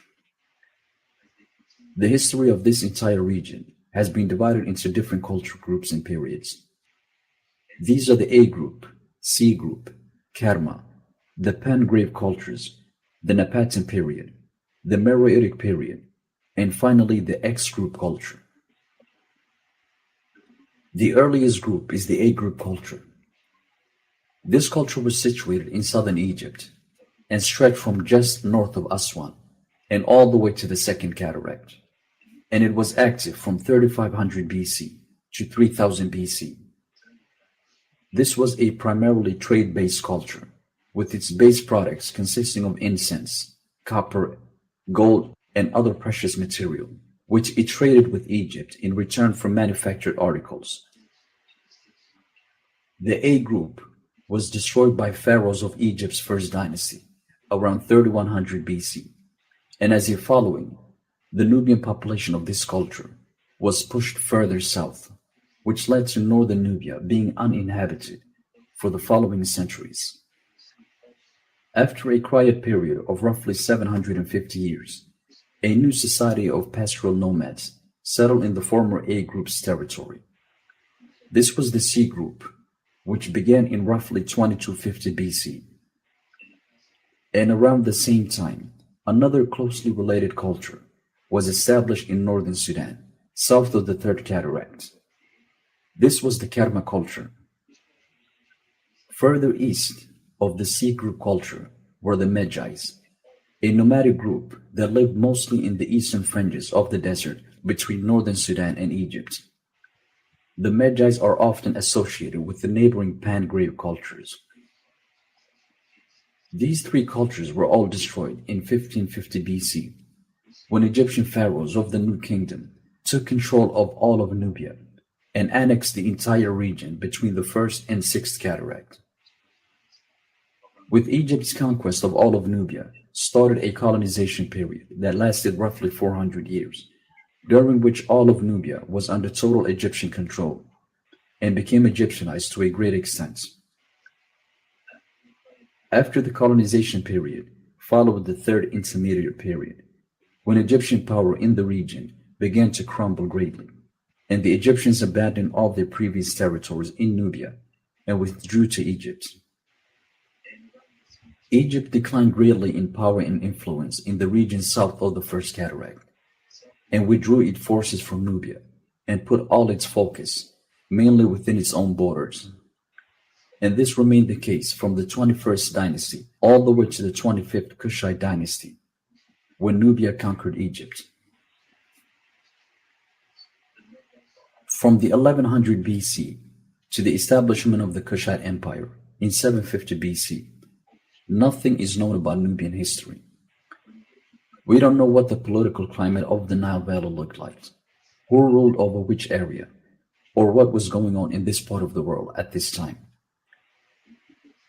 It was also during this exact period that the biblical saga between the Israelites and the Philistines played out. The establishment of the Israelite monarchy in Ethiopia and Sudan coincided for the Hebrews with a serendipitous period in Nile Valley history. a period which made it almost effortless for the Israelites to conquer great territory along the Nile coasts of Sudan and Ethiopia, and establish their monarchy without being challenged by the superpowers of their time. Monarchic Israel begins in roughly 10th century BC and continues for little over a century. The peak period was from the 10th century to roughly mid-9th century. And from the establishment of the United Monarchy of David to its division a little over a century later, the Egyptians and the Cushites, the two superpowers of the region, had no influence in Nubia. This meant that they could pose no opposition to Israelite ambitions, nor stop Israelite expansion along the Nile. And this remained the case all throughout Israelite monarchic history, with Egyptian politics being focused mainly in Egypt and having no say in the regions south of the First Cataract. This explains why there is virtually no mention of the Israelite kingdom of Ethiopia in the Egyptian records, for the same reason that there is no significant mention of Nubia in the Egyptian records from this time period. Not only because monarchic Israel was active for only a little over a century, but also because, as far as the Egyptians were concerned, the establishment of the Israelite monarchy in the Ethiopian highlands had no significance for them, and was probably no different from the establishment of any of the many local kingdoms that were located along the Nile, and which saw a rapid rise and decline in power. Not only was Israel located very far from Egypt, actually a distance which in ancient times was considered astronomical, but the Egyptians also only mentioned in their records nations or powers which they were in conflict with, or territories which they had affairs in. And the act of recording the history or even existence of a contemporary culture as an act of mere historical preservation is a much later phenomenon, which began only in the time of the Greeks. The Bible doesn't mention any significant conflict between Egypt and Israel during the United Monarchic period, which would merit the Egyptians writing about it or documenting it in their records. They would also have no conflict with Israelite annexation of Lower Nubia, since the area from the First Cataract and southwards was already lost a century earlier, and by this time was considered foreign Nubian territory. The Cushites, who if united during Israelite conquest and expansion along the Nile, would have been the biggest rivals and strongest opponents, also had no interest in the territories conquered by Israel for mere geographical reasons. The Cushites, prior to the Napatan period, were situated mainly west of the Nile, and as explained in the episode describing the geographical borders of ancient Israel in Ethiopia and Sudan, the western borders of the land of Israel ended with the Nile itself and did not go beyond the Nile. There is no indication anywhere in the Bible that there was any Israelite desire to conquer the region west of the Nile, and that area is repeatedly identified in the Bible as Philistine and Edomite territory. Not only were the Cushites not a united political force during Israelite conquest, but their geographical position would also make them neutral in Israelite political interests. This golden opportunity was taken advantage of by the Israelites, who exploited the decline of Egyptian power and the powerlessness of the Nubians, and established themselves and their monarchy along the coasts of the Nile River, beginning in central Ethiopia and continuing all the way to the First Cataract of the Nile. The Israelite conquest of regions which previously were controlled by the superpowers of the time is remembered in Isaiah 43, where the establishment of Israel along the previous territories of Egypt and Cush is explained as a miracle from God. For I am the Lord thy God, the Holy One of Israel, thy Saviour. I gave Egypt for thy ransom, Ethiopia and Seba for thee. Although this massive territory did not remain too long under Israelite possession, the Israelites did establish themselves along the Nile coasts for a little over a century before collapsing due to internal affairs.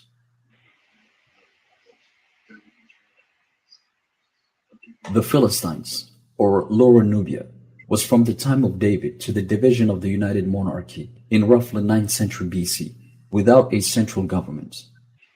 This is agreed upon by scholars of Nubian history. Here, the Bible reveals an interesting insight into ancient Lower Nubia during this period. We're taught that the Nubians were actually not completely stateless, but were ruled by 5 city-states, which the Bible calls Seranims. Exactly how large or powerful these city-states were is not specified, but judging by how most of these were incorporated into Israelite territory during the reign of Solomon, they could not have been very powerful. The claim of Philistine city-states has been rejected by Levantine archaeology, where no evidence has been found of the 5 city-states described in the Bible. Before Samson, who lived a few decades before David, the Philistines are described as only one of the many enemies of ancient Israel, and they don't become the main rival of the Israelites until the final portions of the lifetime of Samson. This was most likely because it was during this period that the Israelites began their attempts to conquer the territories of the Philistines and establish the Israelite monarchy along the borders of Lower Nubia. This would mean that they would have to conquer the area between the First and Second Cataract, a region which the Bible includes in the land promised to the descendants of Jacob. This would naturally lead to border wars between the Israelites and the Philistines, who continued their armed resistance against the Israelites until the time of David, who finally conquered Lower Nubia and annexed it completely. The Bible's cultural memories of the Philistines was preserved and transmitted orally through the centuries, and as a result, many details about the history and culture of ancient Lower Nubia have been lost and mixed. But we still find many sporadic details in the biblical narrative that contain great insights, and which, when used properly, can be good tools in our attempts to reconstruct ancient Israelite history. The Bible describes the economy of Philistia, the land of the Philistines, as consisting of agriculture, animal husbandry, and trading slaves, silver, and gold. And Philistia is described as a land which had great gold deposits. Then also King David dedicated unto the Lord with the silver and the gold that he brought from all these nations, from Edom and from Moab, and from the children of Ammon, and from the Philistines, and from Amalek. This has been contradicted greatly by Palestinian archaeology, where no significant gold deposits have been found, neither in ancient nor modern times.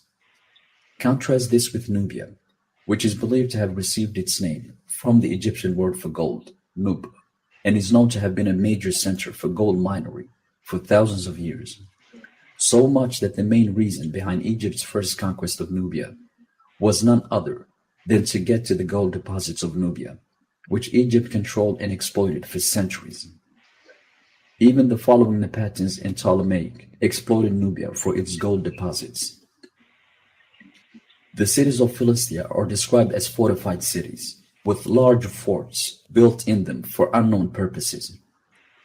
Levantine archaeology has identified the fortified cities of Philistia with some ancient ruins in Palestine, ruins which hardly could pass as forts, but were most likely ancient temples built to ward off intruders, and not the strong fortified buildings and temples that the Bible associates with ancient Philistia. Along the Nile coasts, between the First and Second Cataract, we find the famous great fortified cities and temples of Lower Nubia. As already stated, since the Old Kingdom period, the Egyptian monarchy looked upon Nubia as a region where profitable materials could be extracted. This led the Egyptians to investing greatly into Nubia, both militarily, culturally, and of course strategically. 15 fortifications were built along the banks of the Nile in Lower Nubia to secure the military control over Lower and Upper Nubia, to control the commercial routes from Kush, to oversee the region for Kushite raids and larger-scale operations in their campaigns against Kush. These fortified cities were concentrated mainly around the First and Second Cataract. The biblical accounts tell us that these fortified cities were later occupied by Israel during the monarchic period. The Philistines are described in the Bible as smiths and craftsmen who work with metals and produced different types of weapons and tools. Their hegemony over metal production during biblical times was to such an extent that the Israelites had to turn to the Philistines to buy the very weapons which they needed to fight them.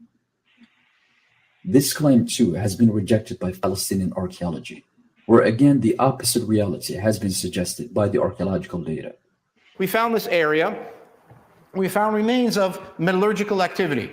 Now, those who are very familiar with the biblical text, there's a text in the Bible in which it's usually assumed that the Philistines had a monopoly on the metalsmithing. And in fact, archaeologically, we've shown the complete opposite.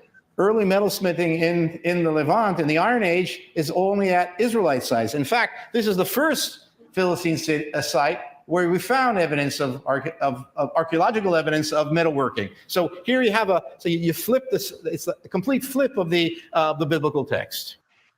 The science of metallurgy goes back thousands of years in Nubia.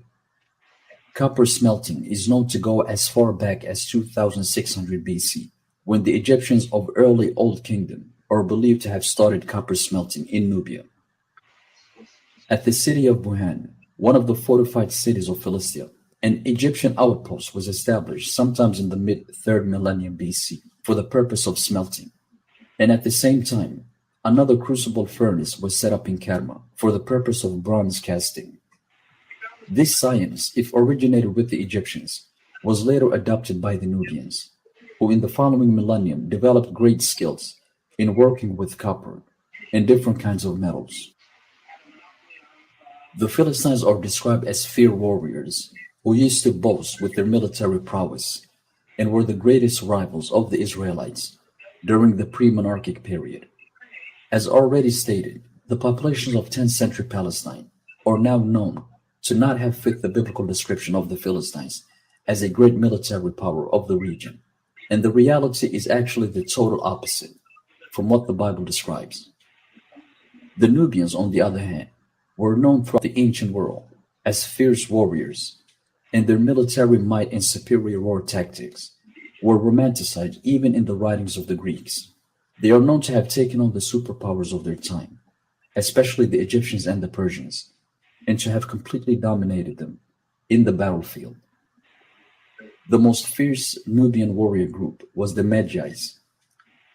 This group is mentioned as early as 2400 BC, when Egyptian texts record them as warriors serving in the Egyptian military. The Medjais were most likely the Philistine tribe, which used to battle the Israelites in the time of Samson and David.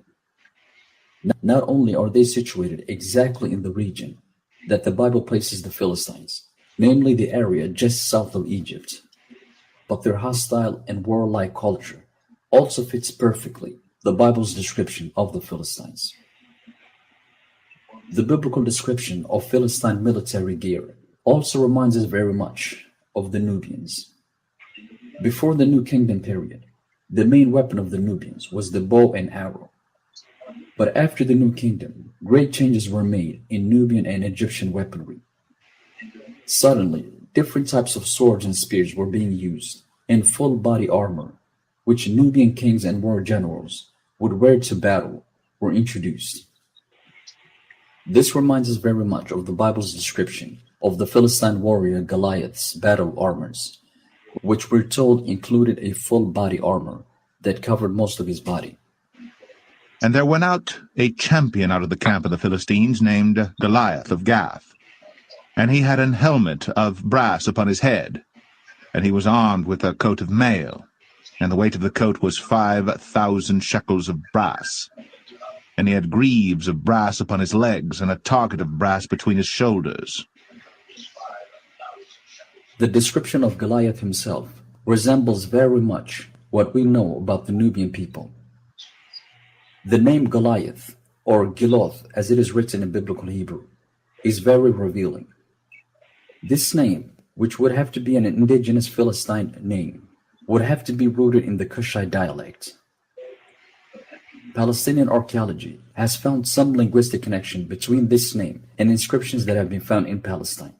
We have a few inscriptions, most of them undeciphered, and one from Tel Safi, which may give us a little hint of what's going on here. And on A, we found 8 incised signs, which if we turn them into English letters, it would be ALWT, Alwat, or something like that, and then a line breaking between the words, and WLT, Walat. Why is it the so-called Goliath inscription? Because for many years, it was an assumption that there was a Lydian king by the name of Alwatis. Lydia in the Iron Age Turkey, about 8th century BCE, his name was Alwatis, and it was assumed that Goliath is like a form of the name Alwatis.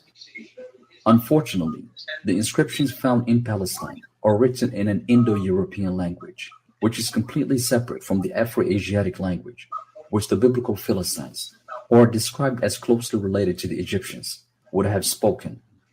From a very extensive analysis, this is probably names which are Indo-European names, non-Semitic names, but written in the local alphabetic script.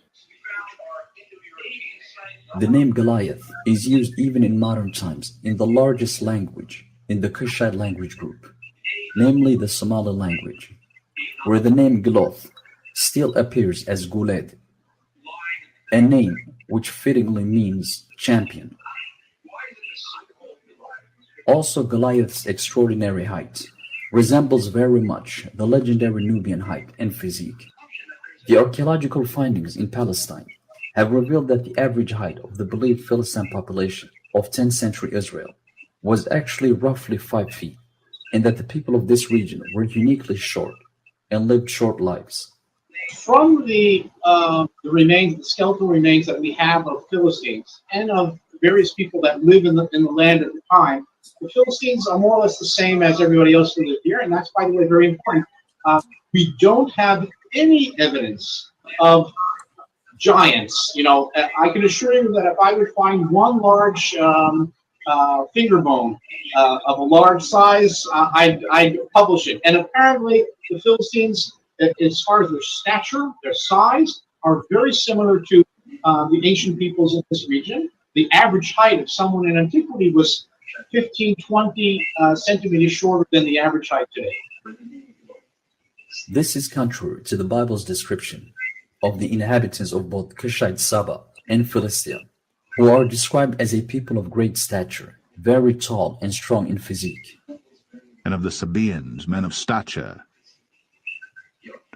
Not only is this illustrated in the depiction of the legendary Philistine warrior Goliath, who is always remembered for his exaggerated height, but also in the stories of the previous inhabitants of the Philistine cities of Gath, the Anakims, whom we're told were part of the legendary Nephilim family, a people known for their great stature.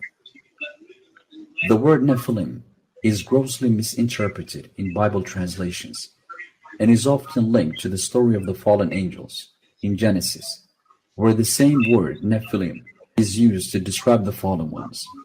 There were giants in the earth in those days, and also after that, when the sons of God came in unto the daughters of men, and they bare children to them. The same became mighty men, which were of old, men of renown. The reality of the word Nephilim is actually much broader.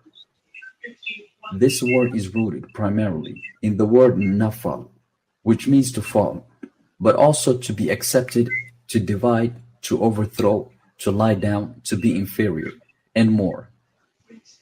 When the word Nephilim is used for the Anakim inhabitants of the Philistine city of Gath, or for any other group in the neighboring cities of Philistia, it is always used within the context of height and stature, and is therefore best translated as giants. This matches perfectly with the phenotype of the Nubian population of both modern and ancient times, whose legendary height and strong physique has been captured not only in the Egyptian drawings and Hebrew writings, but also in the writings of the Greeks. The legendary Nubian height, which even in modern times averages about 6'4" for men and 6 feet for women, would in ancient times be seen even as more extraordinary and unique when compared to the much shorter Egyptians and Hebrews. Fun fact, The root of the Hebrew word for Philistia is Phalash, and the root of the word Phalash is in turn Phala. This word also happens to be the suffix in the word Nephilim. Could this explain the real meaning of the name Philistine? Could Philistine simply mean the land of the giants, meaning the tall Nubian population of Lower Nubia? Also, the Bible's description of Philistine religion is quite revealing. The main Philistine deities that are listed in the Bible are Ashtar, Baal-zebub, and Dagon. It is very possible that the biblical authors simply rebranded ancient local Nubian deities who were known by totally different names and titles with Semitic names. An example of this can be seen in the book of Exodus. As explained in the episode dealing with the exact Exodus route out of Egypt, the biblical author rebranded the Egyptian deity Ammon with the Semitic name Baal-zephon. We can see examples of this practice continuing even into the New Testament, where a deity whose Hebrew name is Abaddon is rebranded as Apollyon. And they had a king over them, which is the angel of the bottomless pit, whose name in the Hebrew tongue is Abaddon, but in the Greek tongue hath his name Apollyon. It is very possible that the same thing happened with the Philistine deities, whose names were rebranded with Semitic names for the Bible's primary Hebrew audience. The main deity of the Philistines is identified with the three-letter name DGN.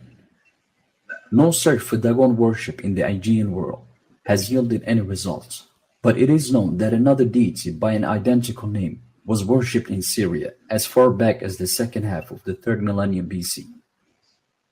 The early worship of this deity in the Levant has created suspicions that Dagon was most likely a local Levantine deity, whose temples and places of worship the Philistines simply conquered and inhabited after settling in Palestine. The name of the Philistine deity Dagon is most likely a literary corruption of the name of the ancient Nubian god of incense, Dedon, which is known to have been worshipped in Lower Nubia as far back as 2000 BC. An interesting yet obscure incident relating to Dagon is retold in the Bible, in the story of the Philistines' capture of the Ark of the Covenant. The Philistines are said to have kept the Ark of Covenant for 7 months before bringing it to the temple of Dedon. After being taken to this temple, the Dedon statue is said to have miraculously fallen to its face and brought up again. After that, it had its hands cut off. And then after that, the entire coast of Ashdod, where the ark was preserved, was destroyed with plagues. Dagon was moved to another place, only for that city also to be troubled with plagues. And this cycle kept repeating until the ark was finally taken to Ekron, whose population died in mass before demanding that the ark be returned to Canaan. A somewhat vague but interesting historical memory of this incident might very well be that Dedon is now believed by some scholars to have been associated with a fire that threatened to destroy other Nubian deities. Some scholars have suggested that there might have been a great fire that started in a temple of Dedon, sometimes in its history. Could this be a cultural memory of the Israelite Ark of the Covenant, burning down many cities in Lower Nubia during biblical times? Another deity said to have been worshipped by the Philistines was Ashtar. This Near Eastern deity is known to have arrived to ancient Egypt during the 18th dynasty, along with other deities who were worshipped by Northwestern Semitic people. Although no real evidence has been found of Ishtar worship in Nubia, it is possible that this deity was taken further south of Egypt into Lower Nubia and worshipped there by the Philistines. Only future excavations will reveal more on this topic. These are some of the interesting insights which the Bible provides us about ancient Lower Nubia. In the next episode, we will discuss the fate of the Philistines and what actually happened to them during the Assyrian and Babylonian conquest of Canaan. Right. I think we've been on for about 3 hours. Yes, sir. Yeah, we're gonna go ahead and wrap it up. But stay tuned for King Self supposed to be debating Anonymous Hebrew. What day is that? June 24th. Stay tuned for that. But other than that, man, we just gonna be chopping it up. I ain't really been putting nothing else together.